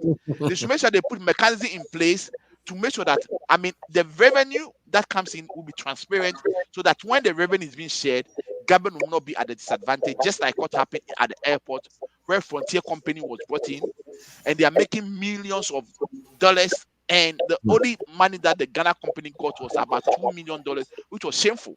And that is a no. Now, let's come to the financial sector that the government is saying that they're going to create new development bank. Alfred, for me, I totally disagree with this government. It's supposed to start by the end of this December. So I know. I totally disagree with them. Now, we have NIB. Okay? We have GCB. We have this other bank, what's the name, which are struggling. They are all government state-owned bank, Bank, and all those stuff. Why won't you revitalize, channel the money that you want to bring or you want to use to develop this development, create this new bank? Why won't you invest the money and make this as the ADB, agriculture development? That's what I want to say. Why would you rather support these banks? Okay, relook at the organizational structure, relook at the function, redefine the functions to them. Example, I understand ADB, agriculture development bank, is supposed to give support to farmers. They don't even do that. They don't do that. They don't give the support to the farmers. They give support to, business people. But the purpose for putting up that, they're not supposed to be deposit takers, but they begin playing in the deposit market. And, exactly. So for me, the government should relook at this issue again, and then rethink through it again. And then instead of going to go to putting up new policies, new bylaws, new procedures, and all those stuff, Why won't you rather rechannel the money into ADB, NIB, merchant bank, those banks that already exist? Even when they collapse those banks, these banks that they collapsed 2018, 2019, and they reform a new You bank. made the argument that sometimes it's easier to actually create things from a scratch rather than going to repurpose, because Agri Development Bank obviously distracted from its core objective, which is to kind of provide development banking services to loan money to small, medium enterprise businesses so that they can, we are talking about medium-term loans here, loans from 10 to 15 years. Alfred, I can tell you, if you put me, I'm an engineer, I'm not an economist. If you put me on back into ADB, what is their mandate? What is their core mandate? That is what a leader is supposed to do. Get the right people, put them there, give them their mandate, give them set target. If they're not able to achieve the target, you fire them. But we are saying that it's supposed to be. Deviated so much from that. It is not too late. It is not too late. When you put has a business business model that is sustainable to them right now. Alfred, so I am telling you that when you disrupt them and reorient them to what they are. When you put Mr. Daniel Aponsa, who is an economist, an astute economist, that is he's claiming this afternoon. When you put him there, okay, he's going to make sure that they return back to their main core mandate. I'm not saying that they should shift from what they are doing. They have developed that market already. Still support that market, but the majority of the help or the support or the basis on which you were set up is to help develop agriculture sector, help the farmers to grow and let agriculture develop in Ghana. I, who is an engineer, will put me back as the managing director, and you give me those goals, vision, target, and I'm not able to achieve it, fire me. That's what it's supposed to be. That is what I am saying. So the private sector and then the bank and then the whatever that the government is trying to build, for me, I totally disagree. But if my good brother Daniel will disagree with me, I think there's no need for them to come out with a new bank. Let's re-energize the existing one, because I know ADB is on the verge of collapse. NIB is totally gone. What is causing these banks to collapse? Is not gone, right? Still there, right? It's still there, but I'm saying, just literally. Even do you hear of them? That's the question. ADB actually came out of NIB, by the way. NIB, exactly. ADB came out of NIB, exactly. So I'm feeling that, this man that will be channeled to open this new development bank. Let's rather get, management skills into those existing banks. Let's support them. Let's push the money over there so that they can, do well. If they're not doing well, fire them, hire new people. And I will be very happy if they come and they bring my brother Ifa, who is, very good and very straightforward. I think he can do a very good job over the end. If Ifa go there, I will then go and save my money. The third one you wanted to say. What do you want to say? The third one. The third one quickly is the pending government restructure. So there is a restructure on the horizon. Of course, we say that our government's labor bill is highly bloated. There are ghost names still. You'll be surprised. We need to remove them. But we need a lean, mean government to be able to take advantage of technology that we are kind of introducing into systems where we don't need people really lining up in offices and filling forms no more. There are so many avenues being created online for you to do that. They say Ghana.gov. It's a way to kind of harmonize all these government services in one website so that you can go and do your passport application. Things like that. So what that means is that we have to restructure government around the systems that we are deploying. When at times I feel very sad when I hear these people talking, the NPP. I feel very sad. Okay. Mr. Muzu, you remember when we went for the Economic Century Summit, whereby we develop our own grown economic solutions. And we took it to the IMF, and then these people criticize us, and you cannot hire people. Anyway, I've been hearing them making another of that they put freeze on hiring, which is a lie. The education sector and then the health sector were still hiring people. So that even information they put there is a lie. Now you are coming to that you're going to restructure. We are waiting to see how they are going to do it. So you think that restructure is going to be freezing hiring, or No, no, Because hold on, they, yeah. hold on. Look, Mhm, when we put, you see, these people, we are judging them according to the way they spoke when they were in opposition. mhm, Okay, we are judging them. For me, if you ask me, as somebody who work in a corporate world, restructuring happen every time and there. mhm, In my company I work with, March, April, there's restructuring going to go on. It's going to affect some people. Some people mhm. need to be going. Some's job will redefine. It Redefine, is, yeah. it is, it is, it is, it is normal. Okay. But Mhm. the question over here, when they were in opposition, you heard the things they said. We wait. I'm waiting. It's going to get there. How they go about it, we are all waiting to see. You see, when the crocodile comes or the lizard comes, the frog comes to tell you that the crocodile is under the water, and you are there and making noise and saying that the crocodile is not there and I can do it better. When you go under the water and meet the crocodile, you swallow all the words you said. That is Okay, what is you happening have to this super effectively incompetent government. taken you have They've effectively swallowed taken all the the whole words. 10 minutes Alfred, we let me run up. Let me run up. I beg you, you've 1 minute. taken the 10 All minutes we the had things, Alfred, when you please, I promised beg we're you. only going I to take beg you. two. I beg you. I beg you. 1 minute. They've all the things they said in opposition. They are Uh, doing the opposite. okay. And Alfred, I know if I has come to bribe you this afternoon. That is why you didn't play all the tapes Nanado and Baumia they made when they were in opposition. But on a lighter note, I think Uh-huh. it has been one of the good show again. And Ifa has really, he now knows my trick. He knows how to tame me down. Yeah, But now they I take don't all the practice bullets out of strategy. your patch. So anytime you reach Exactly. him, you take the Exactly. bullet, it's I'm empty. going It's to go to empty. Facebook as I take the case out. I'm going to go to Facebook and listen to it. I hope Daniel will not play any mischief, because when he plays mischief, I promise you, next week when we come, I will address every single mischief he plays over here. All Thank right. you, and I salute you guys all. Good show. Thank you. Thank you. Thanks for Thank you. coming to Yeah, the the show. kids, the We kids are appreciate important, more. man. Okay. Attend Yes, to them. I have to take that. You have to go for their training, so I didn't take them out. Okay, Okay, They no are okay, on all problem. the me. best. Yeah, thank you very much. Okay. All All right, right. thanks. I'm joining Facebook, so I'll be listening. So don't try to play mischief. No Daniel, mischief, no thank you. Bye mischief. bye. Okay. All right. Okay. All right. Cool. All right, guys.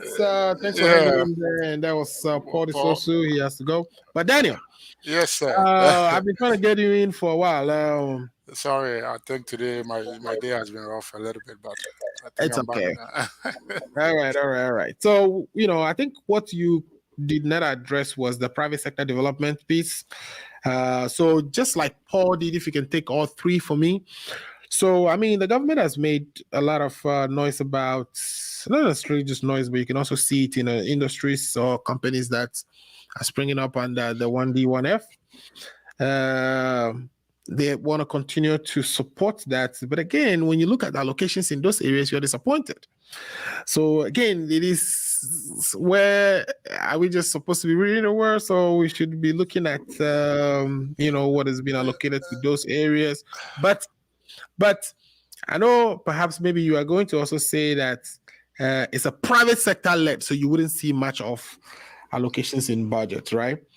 And also, if you can talk to me quickly about the development bank issues and how we should definitely approach that, whether it's important that we actually start a new development bank afresh. And the understanding is we are supposed to have one operational by December 2021, by end of December 2021. Where are we? What do you know? Uh, What is a development bank supposed to do? I haven't followed that closely. I don't know what they're supposed to do, but maybe if I can tell me what that development development bank bank is is supposed supposed to to. be for, it was supposed to be this intermediary bank that provides at least medium to long term loans because one of the Oh, I things see. I see companies where it's can raise coming from. capital in our Okay, country, I see. I see.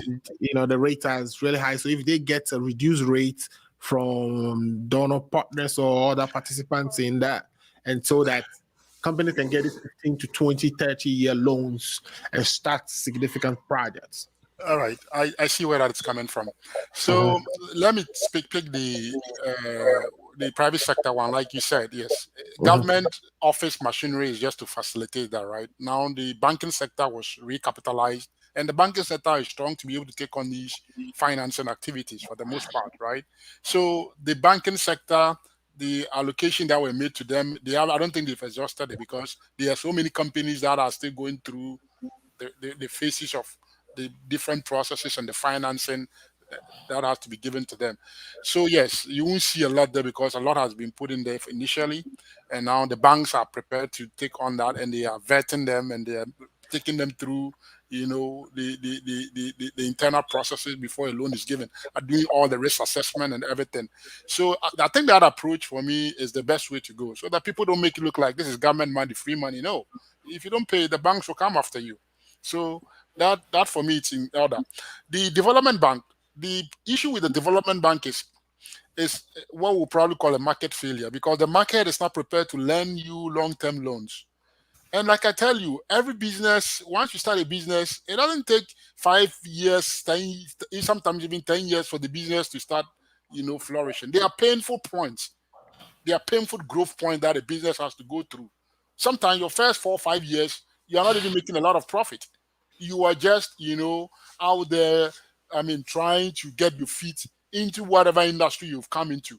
And they will be learning mistakes. That is why people don't want people to hear. There will be mistakes along the way.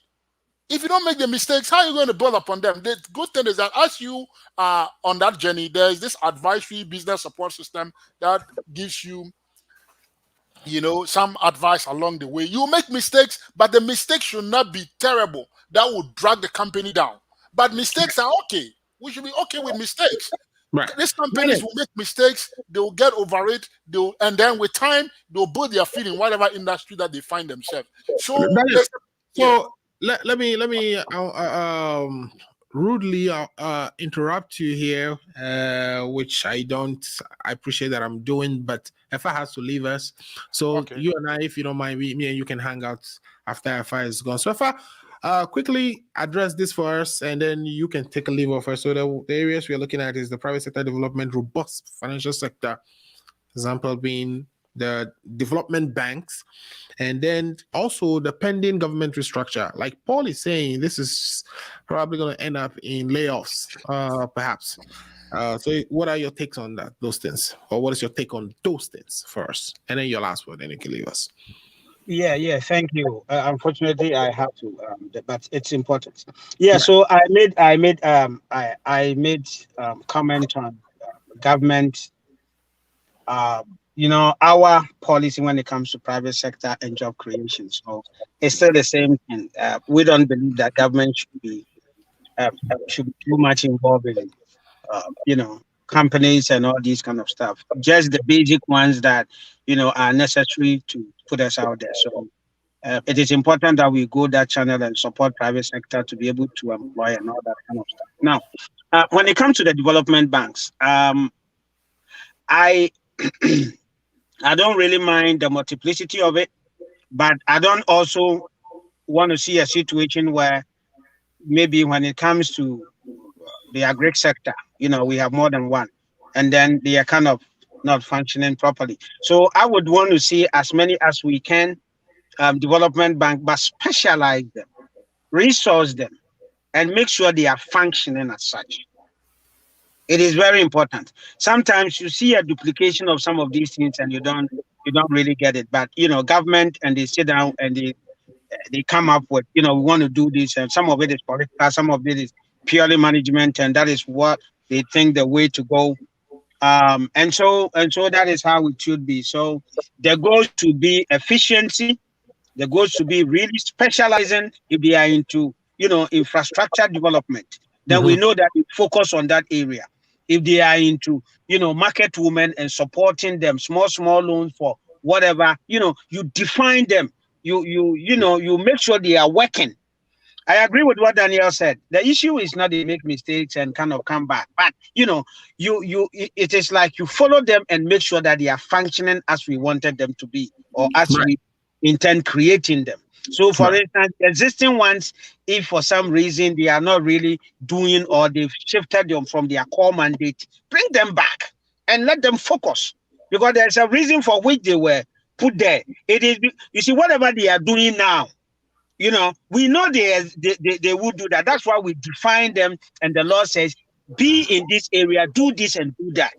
So it is that the Agri Development Bank and the National Investment Bank, which is the NIB, were purposely formed as development banks to do exactly what this new development bank Ghana is now going to do, which is to be an intermediary bank that provides loan services through commercial banks to small businesses. So small businesses can go to commercial banks and apply for a loan, say for 15 years, to invest in their business for specific projects, and then that loan would be underwritten by the development bank. So Right. they wouldn't have a customer interface. That is supposed to be what a Greek development bank was supposed to be doing to farmers, and the National Investment Bank was supposed to be doing to businesses. And Exactly. yeah. So they should So specialize. the question now is, should we then go and create a new development bank Ghana to do this, or should we Right. just go back to the NIBs and the Greek development banks and say, this is exactly what you were formed to do, therefore do your thing? Right. So the new bank, time will not allow us to go into what specifically they want to do, but it shouldn't be, like duplicating what NIB is doing or what a Great Development Bank is doing. Right. We can also, couch a phrase for them to specialize in another area. And as we do this, like Paul said, we shouldn't neglect these two. We need to resource them. We need to make sure that they are also resource enough and that they are doing their function as is expected of them. I mean, we cannot neglect this and then go create another thing. Like I'm saying, the multiplicity of it is good, but it shouldn't be a duplication. It should be an addition, specialized in another area to help out. And I think that is all that I will say on this. If we want to go into specifically, like, this new development bank, what they are, what the core mandate will be, we can have that discussion and see where they kind of relate to any of these existing one and say, maybe can we take this out and put this on that one, or that area is not tackled as far as our development is concerned. And then we look at that and then we move forward on that. Now, having said that, I know Daniel will do justice to this topic when it comes to the financial aspects, and therefore I will leave the rest to him. It's been a great show, but it has been a great show for a particular reason, right? And I will tell Alfred behind the scene, and if we can maintain that, that professionalism and that and the other reason that I will tell you behind the scene, that we will go far. Having said that, I've enjoyed the program and I thank everybody. And if there was something that we said that didn't go well, forgive us and peace out. God be with us and God help us all. Thank you. Thank you so much, Faf, for always joining and giving us firepower week after week. We really appreciate all that you bring to the show. Because of you, we are successful. All right. My brother, the two amigos. So that is just Thank you. Was you? Yeah, so I know you've missed a whole lot of the conversation, so I'm going to give you the opportunity to. Yeah, that's fine. The most important thing is, like, this is time. In this country, everybody's time is valuable, right? Your time is valuable. You are making time for your country. So I don't want to come into a show where we are talking about things that are not factual and propaganda. It's a waste of everybody's time. It's not who is going to listen to that. I don't have time to excite people for such things. So come, bring the facts. Let's discuss it. Let's have we can have different opinion. That is fine. But to come and mislead everybody and waste space, air, and time, it's not worth it for anybody. I don't think. I think all of us are busy people. Yourself, you're a very busy man, but you still make time for, this very important show. So I want to thank, Paul. I think that over the 1 month, I've seen that yes, he's coming to he wants to discuss the issue, which is a good thing. I don't see many of these people who are consistent like the way he wants to come to the issue. Some people want to drift very far away, and I don't like that kind of stuff.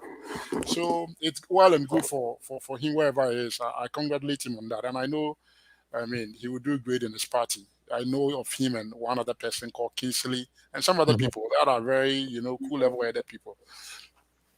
Yeah, so I'm with you. I don't know this development bank thing. And I'm beginning to agree with Paul with what he said. What are we duplicating this for?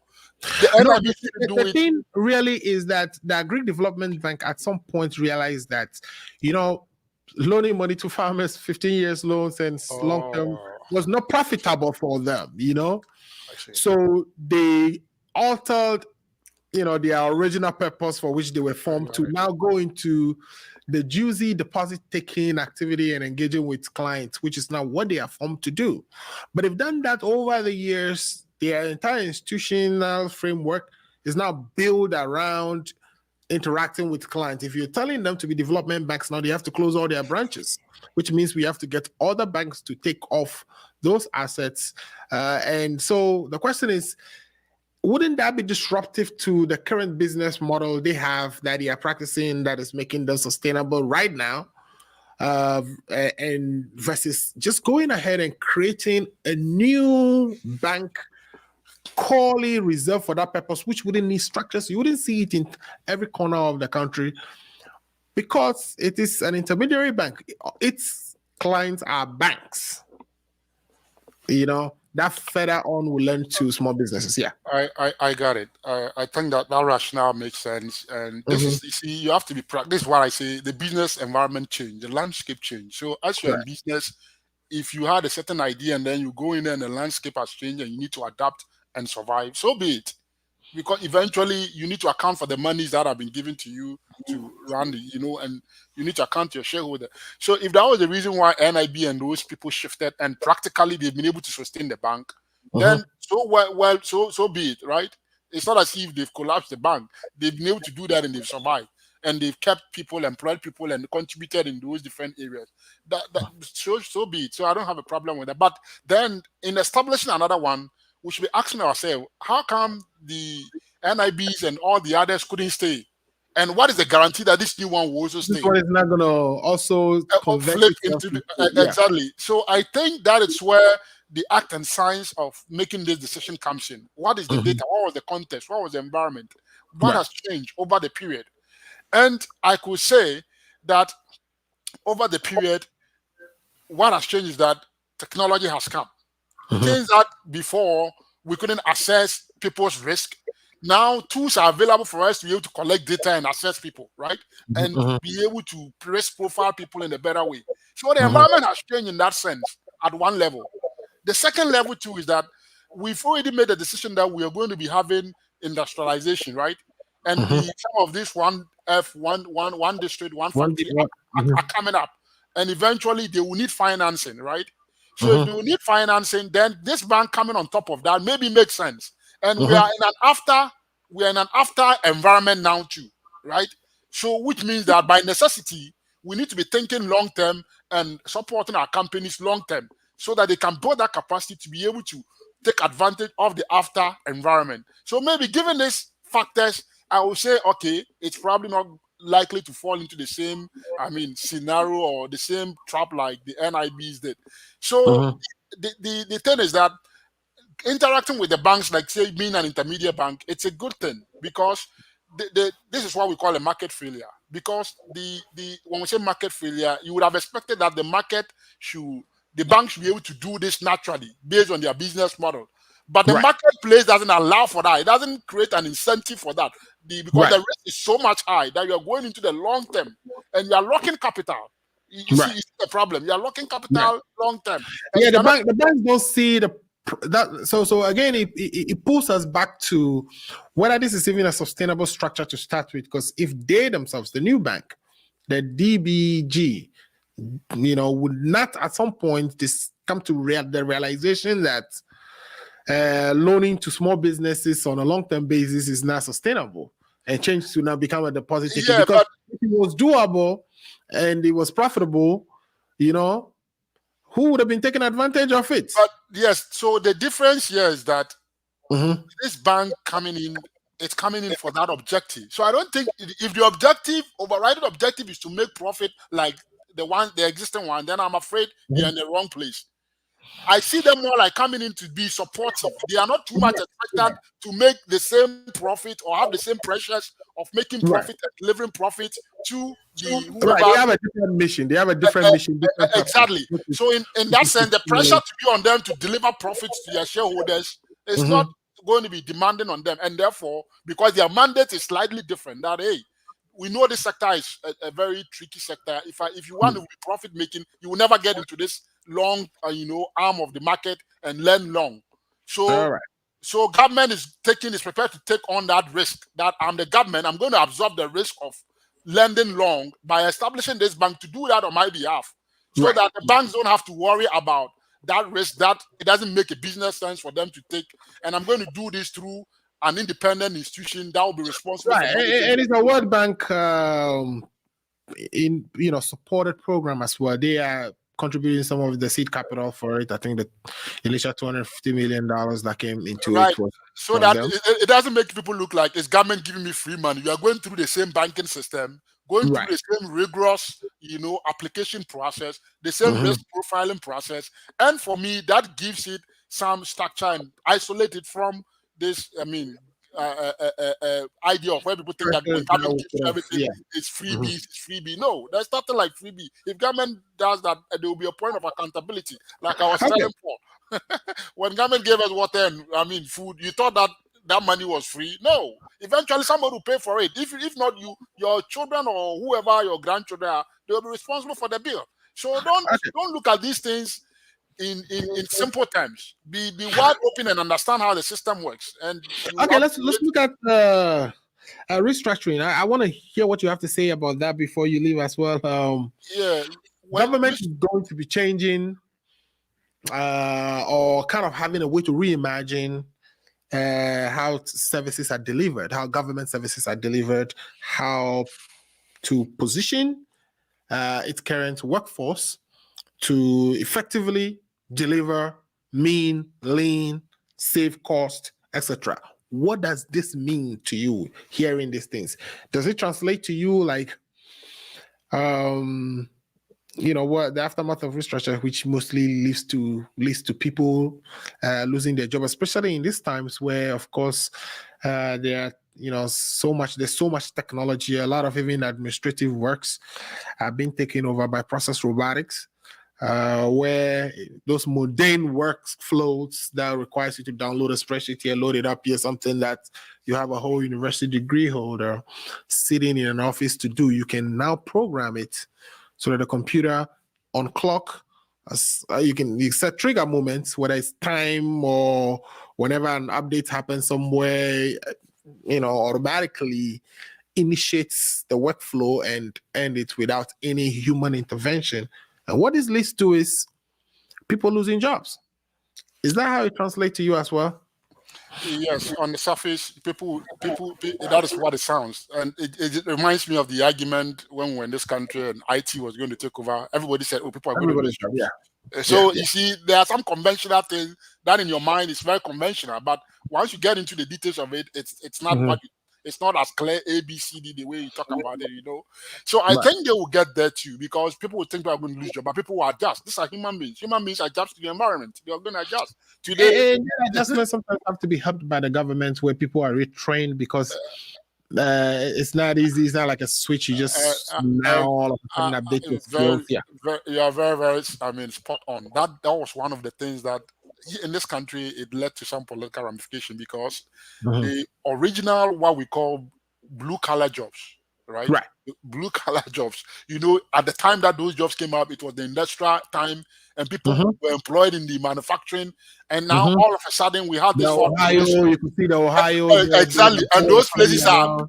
People were struggling. People were struggling to adjust, and that led to some political, and that was how Trump was able to win. When you come to this country, a lot of the time when you first come to this country and you talk to people, they usually tell you to come to the Ohio, the factory, because there's jobs over there. Exactly, but like you said, that time is gradually slipping. It's slipping completely, and so it was one of the reasons why Trump was able to win, because the frustration of those people were out there, and the jobs had gone to China, and they hadn't adapted quickly to switch and to know that, hey, we are entering into a new era. These things are not going to be the way. So yes, those things will come. That's why Paul said restructuring. Hey, if you're in this environment, as the business environment, things are going to change, and you have to adapt.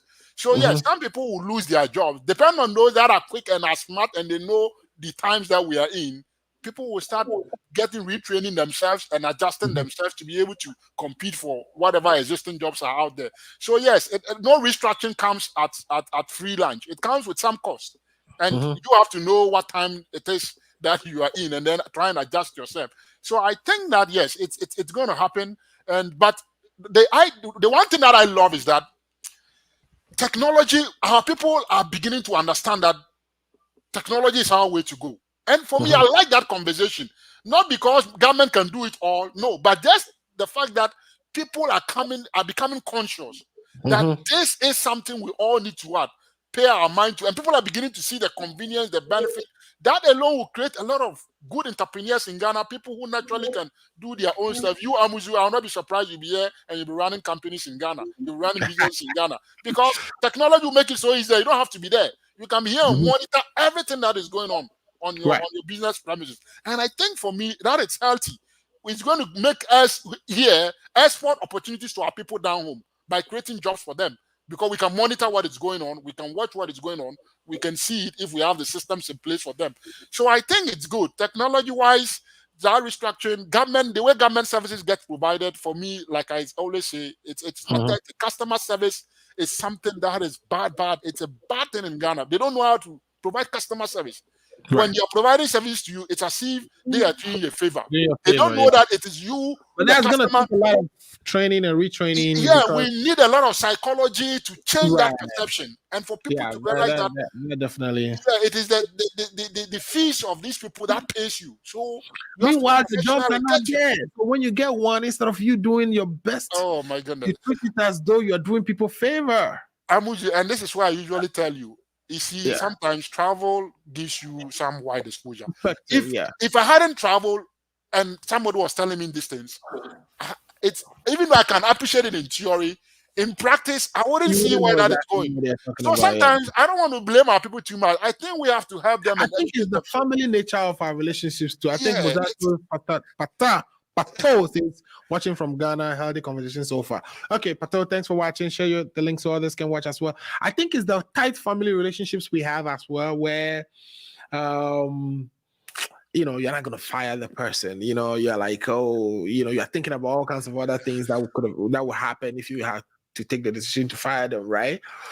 But in a place when we travel, the society is so diverse and people from all different walks of life that nobody really have that relationship with you where, me off I see and I brought her to work or him to work and therefore I can't really.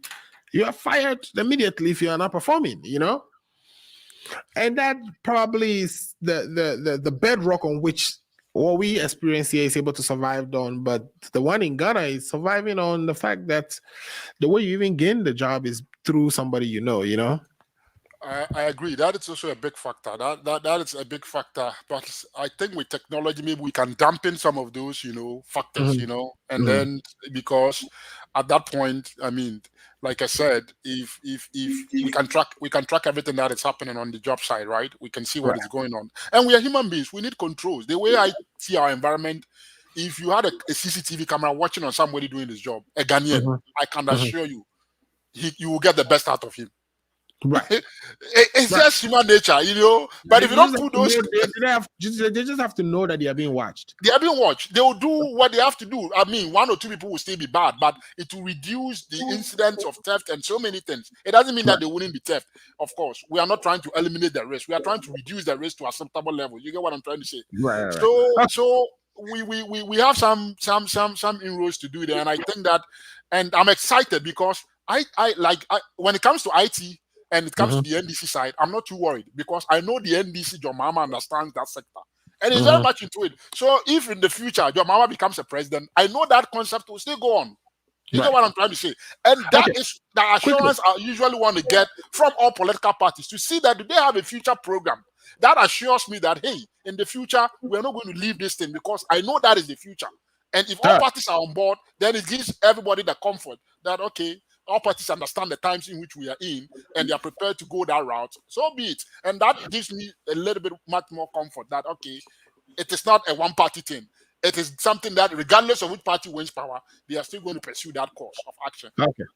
Yeah, I know you also were not here before when we did e-levy conversation, but quickly, as we've discussed on this program, even ahead of all the things we saw in Parliament, we knew that both the NDC and NPP are really interested in this e-levy thing. They both would have done the same exact thing, except that one is doing it so you have to cry until the cry dies down, and then if you inherit it, you definitely ain't changing much, But at the point we are when we are introducing this type of tax, it looks like hard times for people. So you would have expected that taxes like this will come at the peak of the economic performance, right? You have your economy growing, people are happy. If you introduce e-levy, they'll be like, fair enough, economy is working, But when you are just recovering from, not a contraction in our case, because we still ended up in positive in 2020. But when you are recovering, you are projecting to record a 4.3% to the levels of the 2016 type of growth, which is 4.2. All right, now too far from 3.4. And then hoping to gain about 6% in 2022. Still, you are not at that level that we are known to be chalking in Ghana. Like you're not making 11, 12, 13%. And I believe that if you were introducing this at the time when we are making at least 9 to 8, 10% of GDP growth, which perhaps will be felt by the people, because when they happen, you do see the effect, right? It will be a bit easier to take, but at this time, it just looked like a hard thing to do. But what is your take on it? Others are saying that because we've built the systems that we've been talking about, we build this, the national ID card or ID number being used as a base on which people are opening their digital wallet, which is the Momo account or whatever they use for their transactions, that at the end of the year, the government has access to, or they can work with the telcos to get access to the total transactions or the universe of transactions that has been conducted by an individual through their wallets, and require that individual to file a sort of a return to show that transaction ABCD was due to receipts I made as gifts to me. If they are gifts, we have gift tax in Ghana, and you're supposed to just pay the gift tax according to the law.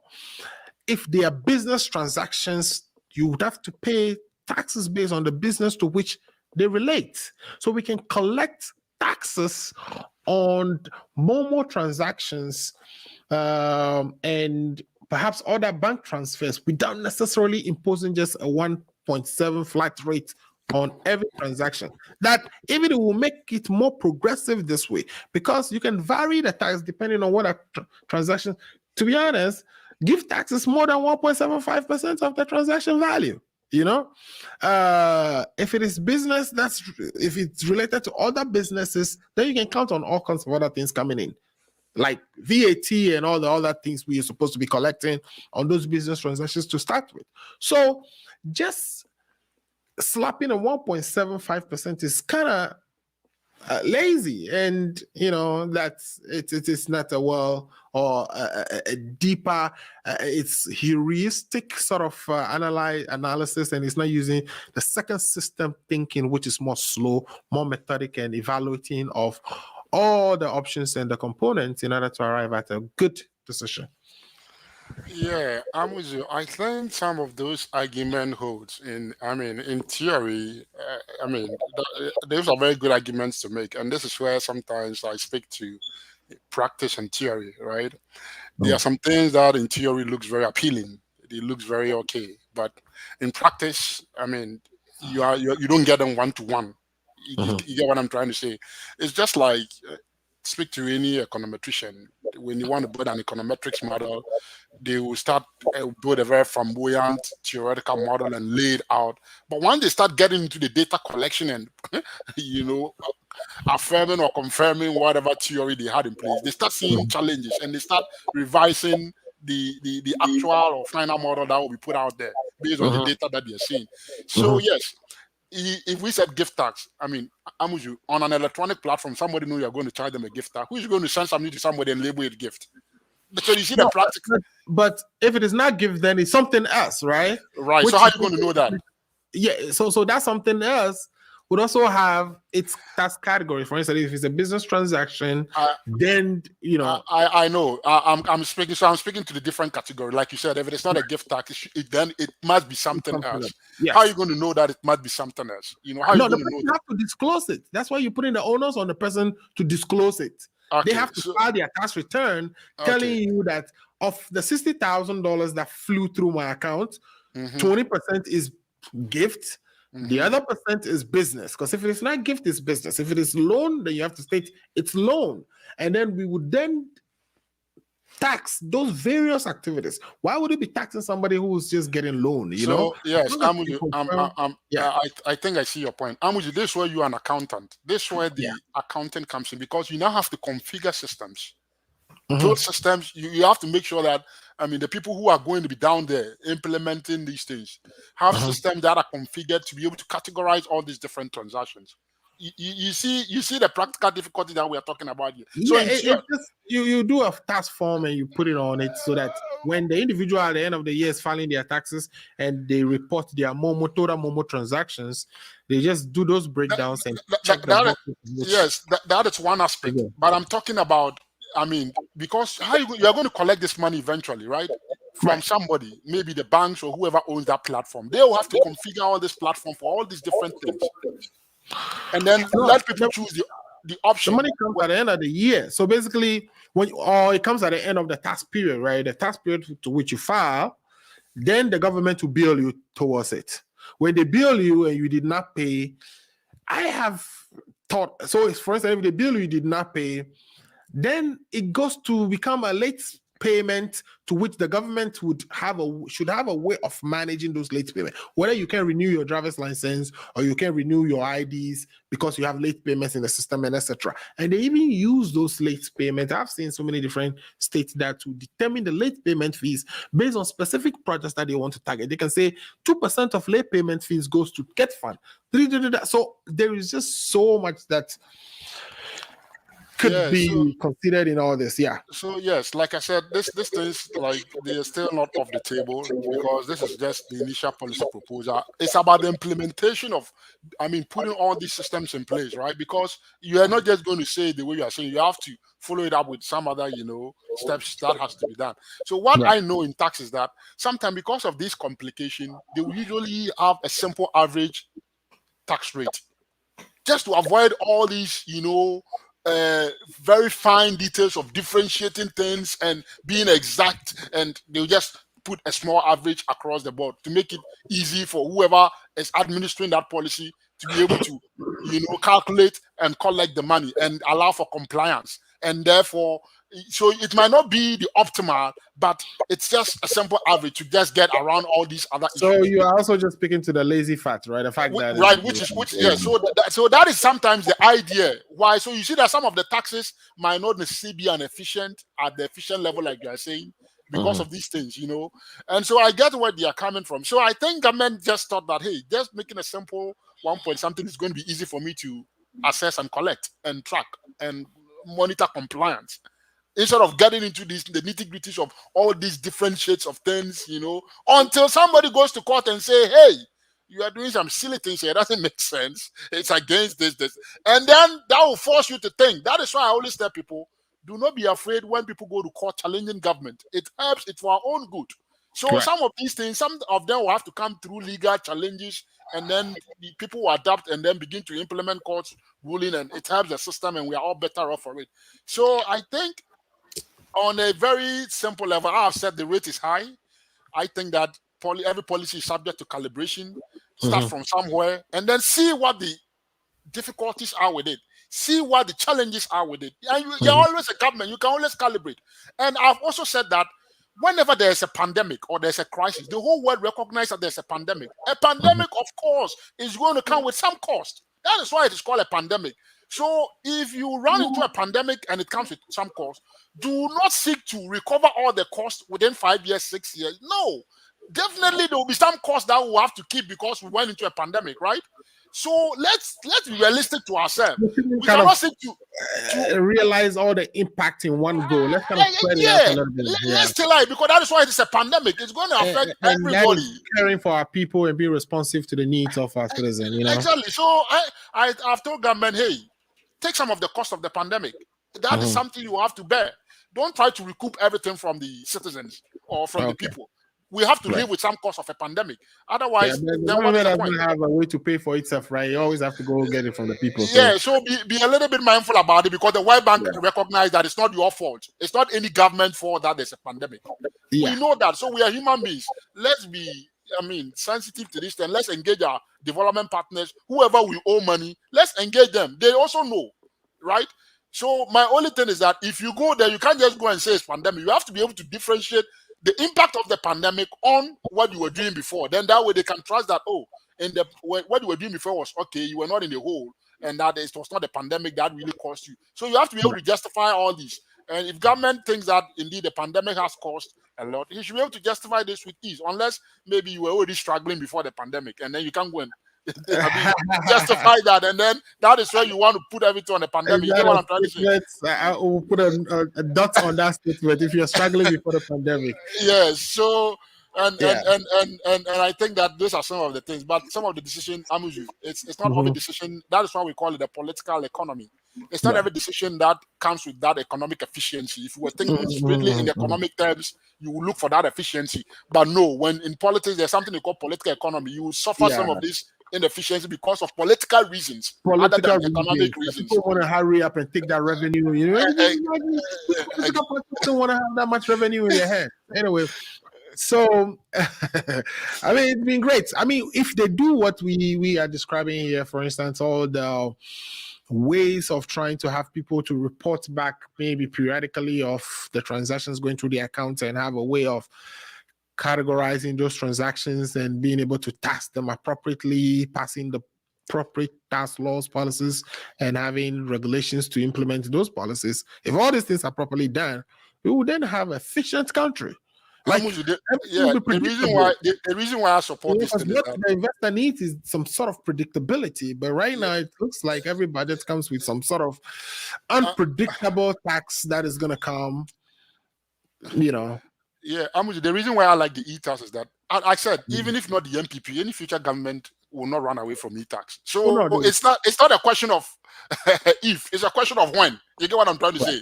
It's a question of time when you are going to do it. So that is why I said the NDC should be mindful. Otherwise, if they say we don't like it, the NDC kind of just wobble into. Yes, I think strategically that is a better way. So that in the future, if you're in government, nobody says that scrap it off. You say, so you can see the NDC starting from. Yes, and I think Haruna's position. There's even miscommunication from the camp right now. I get it, and because one thing, but I think Haruna's position. Haruna's position strategically in the long term, it's good for them. Yeah, it looks like gradually that's where they're going. Yes, so it's good for the let's not be fooled that e-tax is now a reality. It's a reality. So, but the good thing is that I want Ghanaians, everybody, to feel the pinch of paying a tax.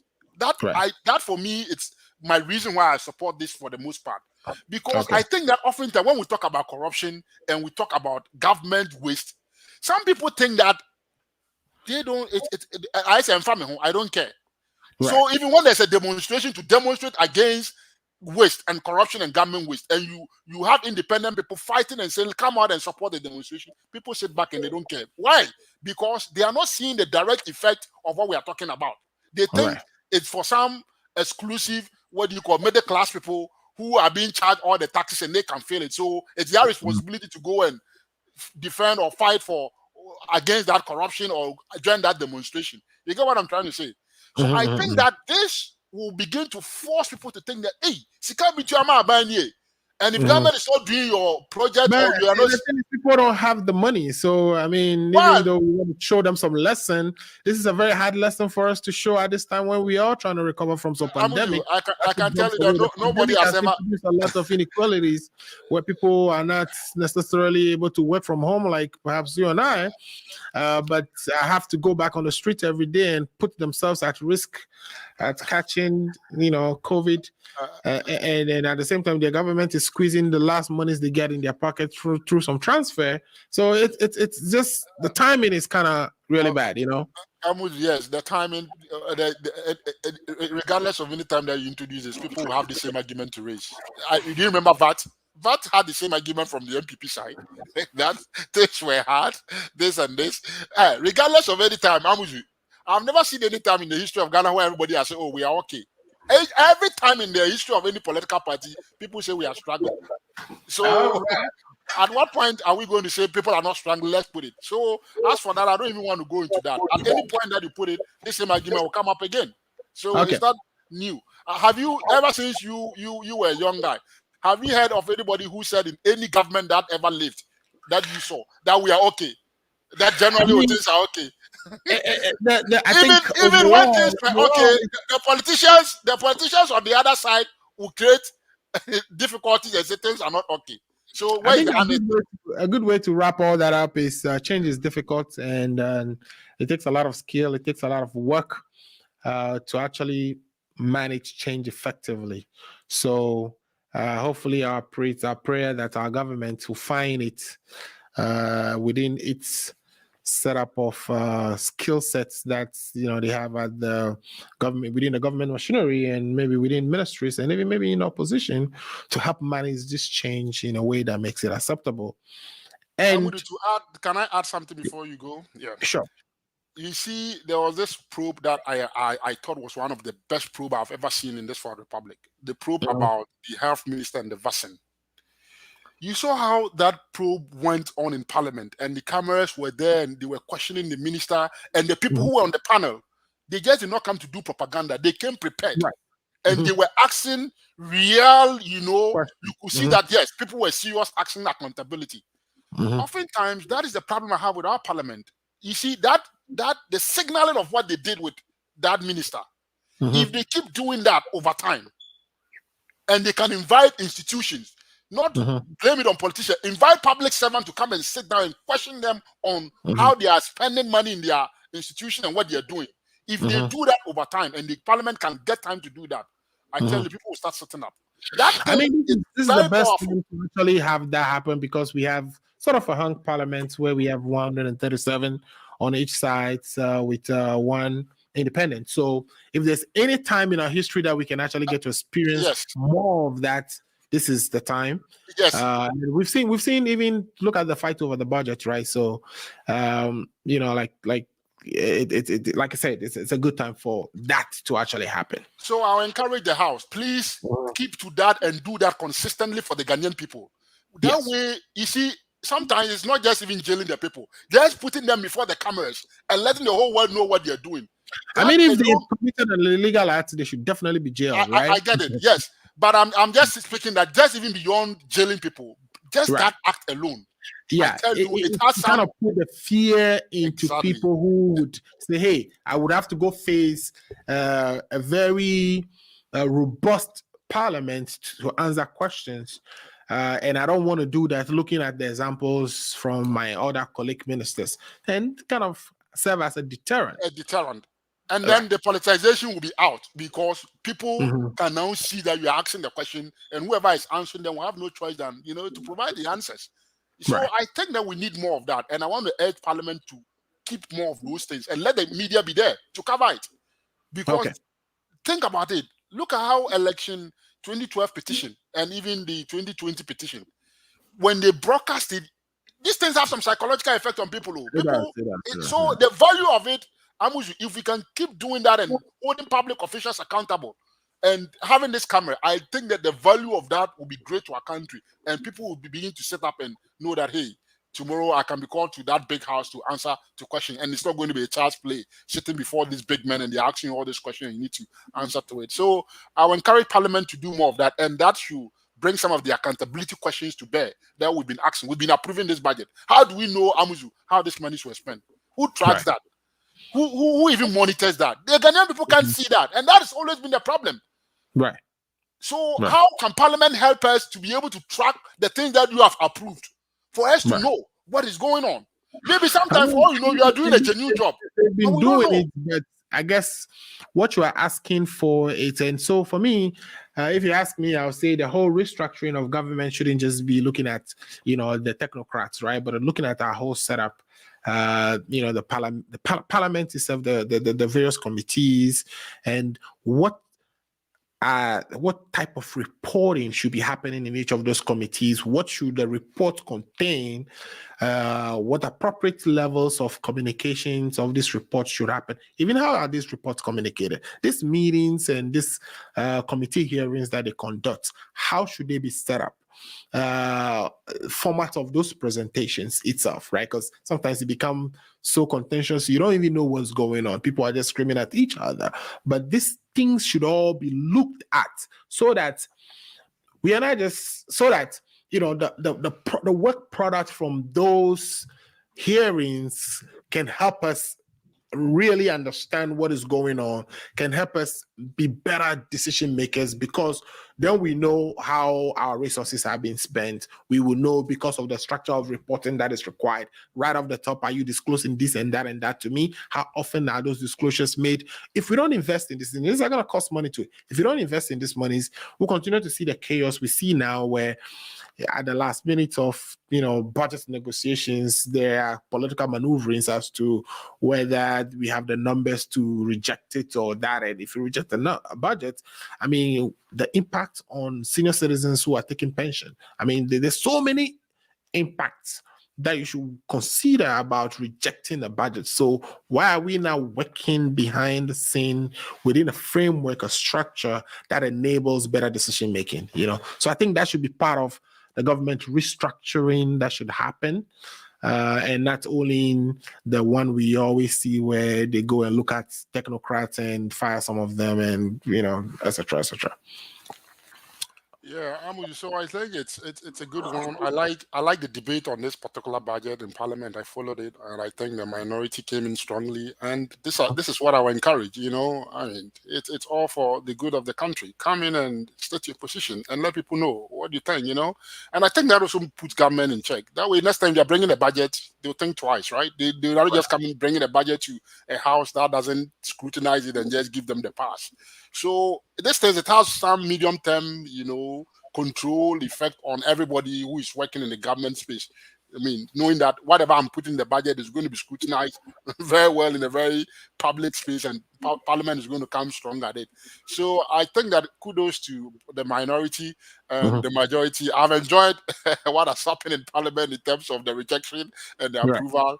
I have enjoyed every bit of it, and I think that, I mean, regardless of whatever anybody says, it was, for me, a good exercise. It was good that, and it exposed many Ghanaians to come to realize that in Parliament, things don't just happen by just shouting. You have to speak on point. You have to speak on law. You have to speak with, some standing orders backing you. You don't just get up and do stuff. And I think that education is good for many people. I think that many people don't understand governance and what actually happens in Parliament. Yes, people don't understand. So exactly.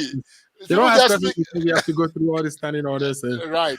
And so we'll be like, oh, me MPK on Kasa. I'm like, when MPK on Kasa, no, what is the issue? So Parliament don't just get up and you're talking. You get what I'm trying to say? So it's good education for everybody, for people to realize, hey, this house is a serious place. It's not any damn person that can go and sit out there and do the work of a parliamentarian. So you have to respect your minority leader, because it takes brains to get up and stand on your feet and use your standing orders to challenge an issue. You get what I'm trying to say? Right. So you don't come and dismiss and make the people who are in Parliament look as if they don't know what they're doing. They are stupid people. Let's appreciate people. People might have their challenges here and there, but I mean, whatever they're able to do in this environment, and now people are understanding that, hey, Parliament, it's a good thing for all of us. All right.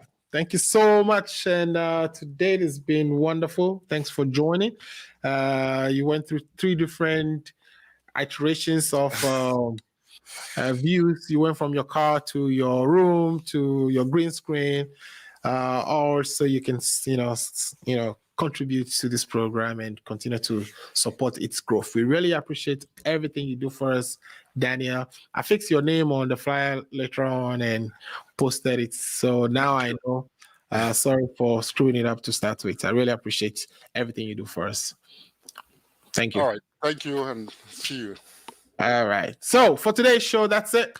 We've discussed a lot. We went through The e-levy, we started with how the budget itself was titled, the business as building sustainable entrepreneurial nation, and whether we are going to be able to actually achieve that, whether that's something we should be very excited about, or we should dampen our excitement for now, considering what has been allocated towards those entrepreneurial entities that perhaps will be seen for the future. We also talk about the piece that dealt with the fiscal consolidation and job creation, and we are saying that based on the consolidation that is going on and the amount of allocations we are seeing, that for you to actually grow jobs very robustly, that you need to increase some type of spending, or you need to spend more to actually have that happen.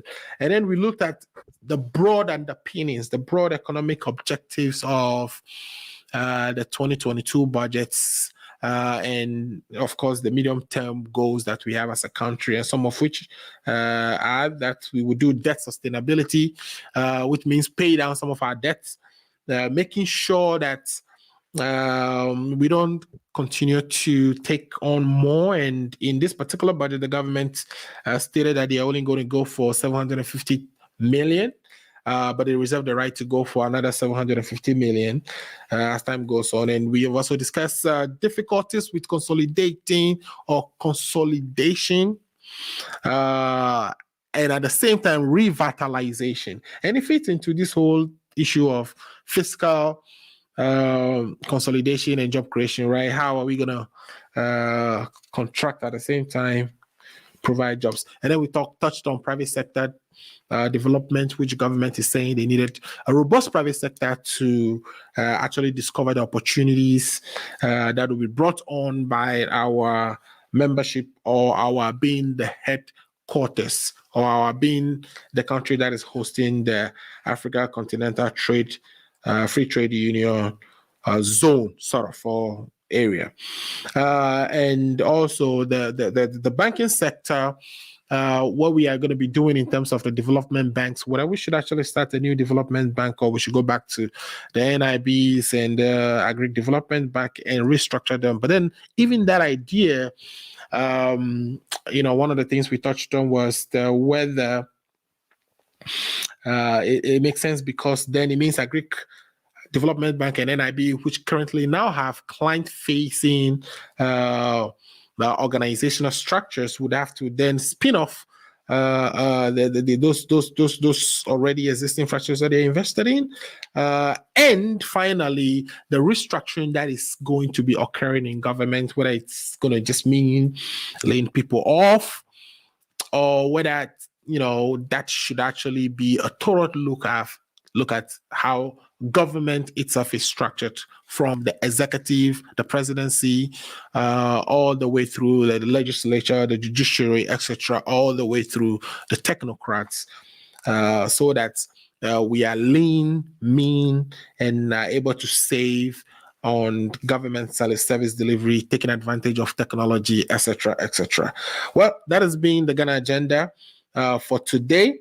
Thanks for watching us. We hope that you make a date with us again a week from today, and we would be bringing you people who speak for the various parties, and of course doing our research so we can bring you facts, data, and an analysis to the highest levels that you've ever had anywhere else on TV. My name is Alfred Amuzu. Thanks for watching the show. We will be back next week. Please share the link so that your friends can also benefit from all the analysis that we undertake on this program. Thanks for watching. Talk to you soon.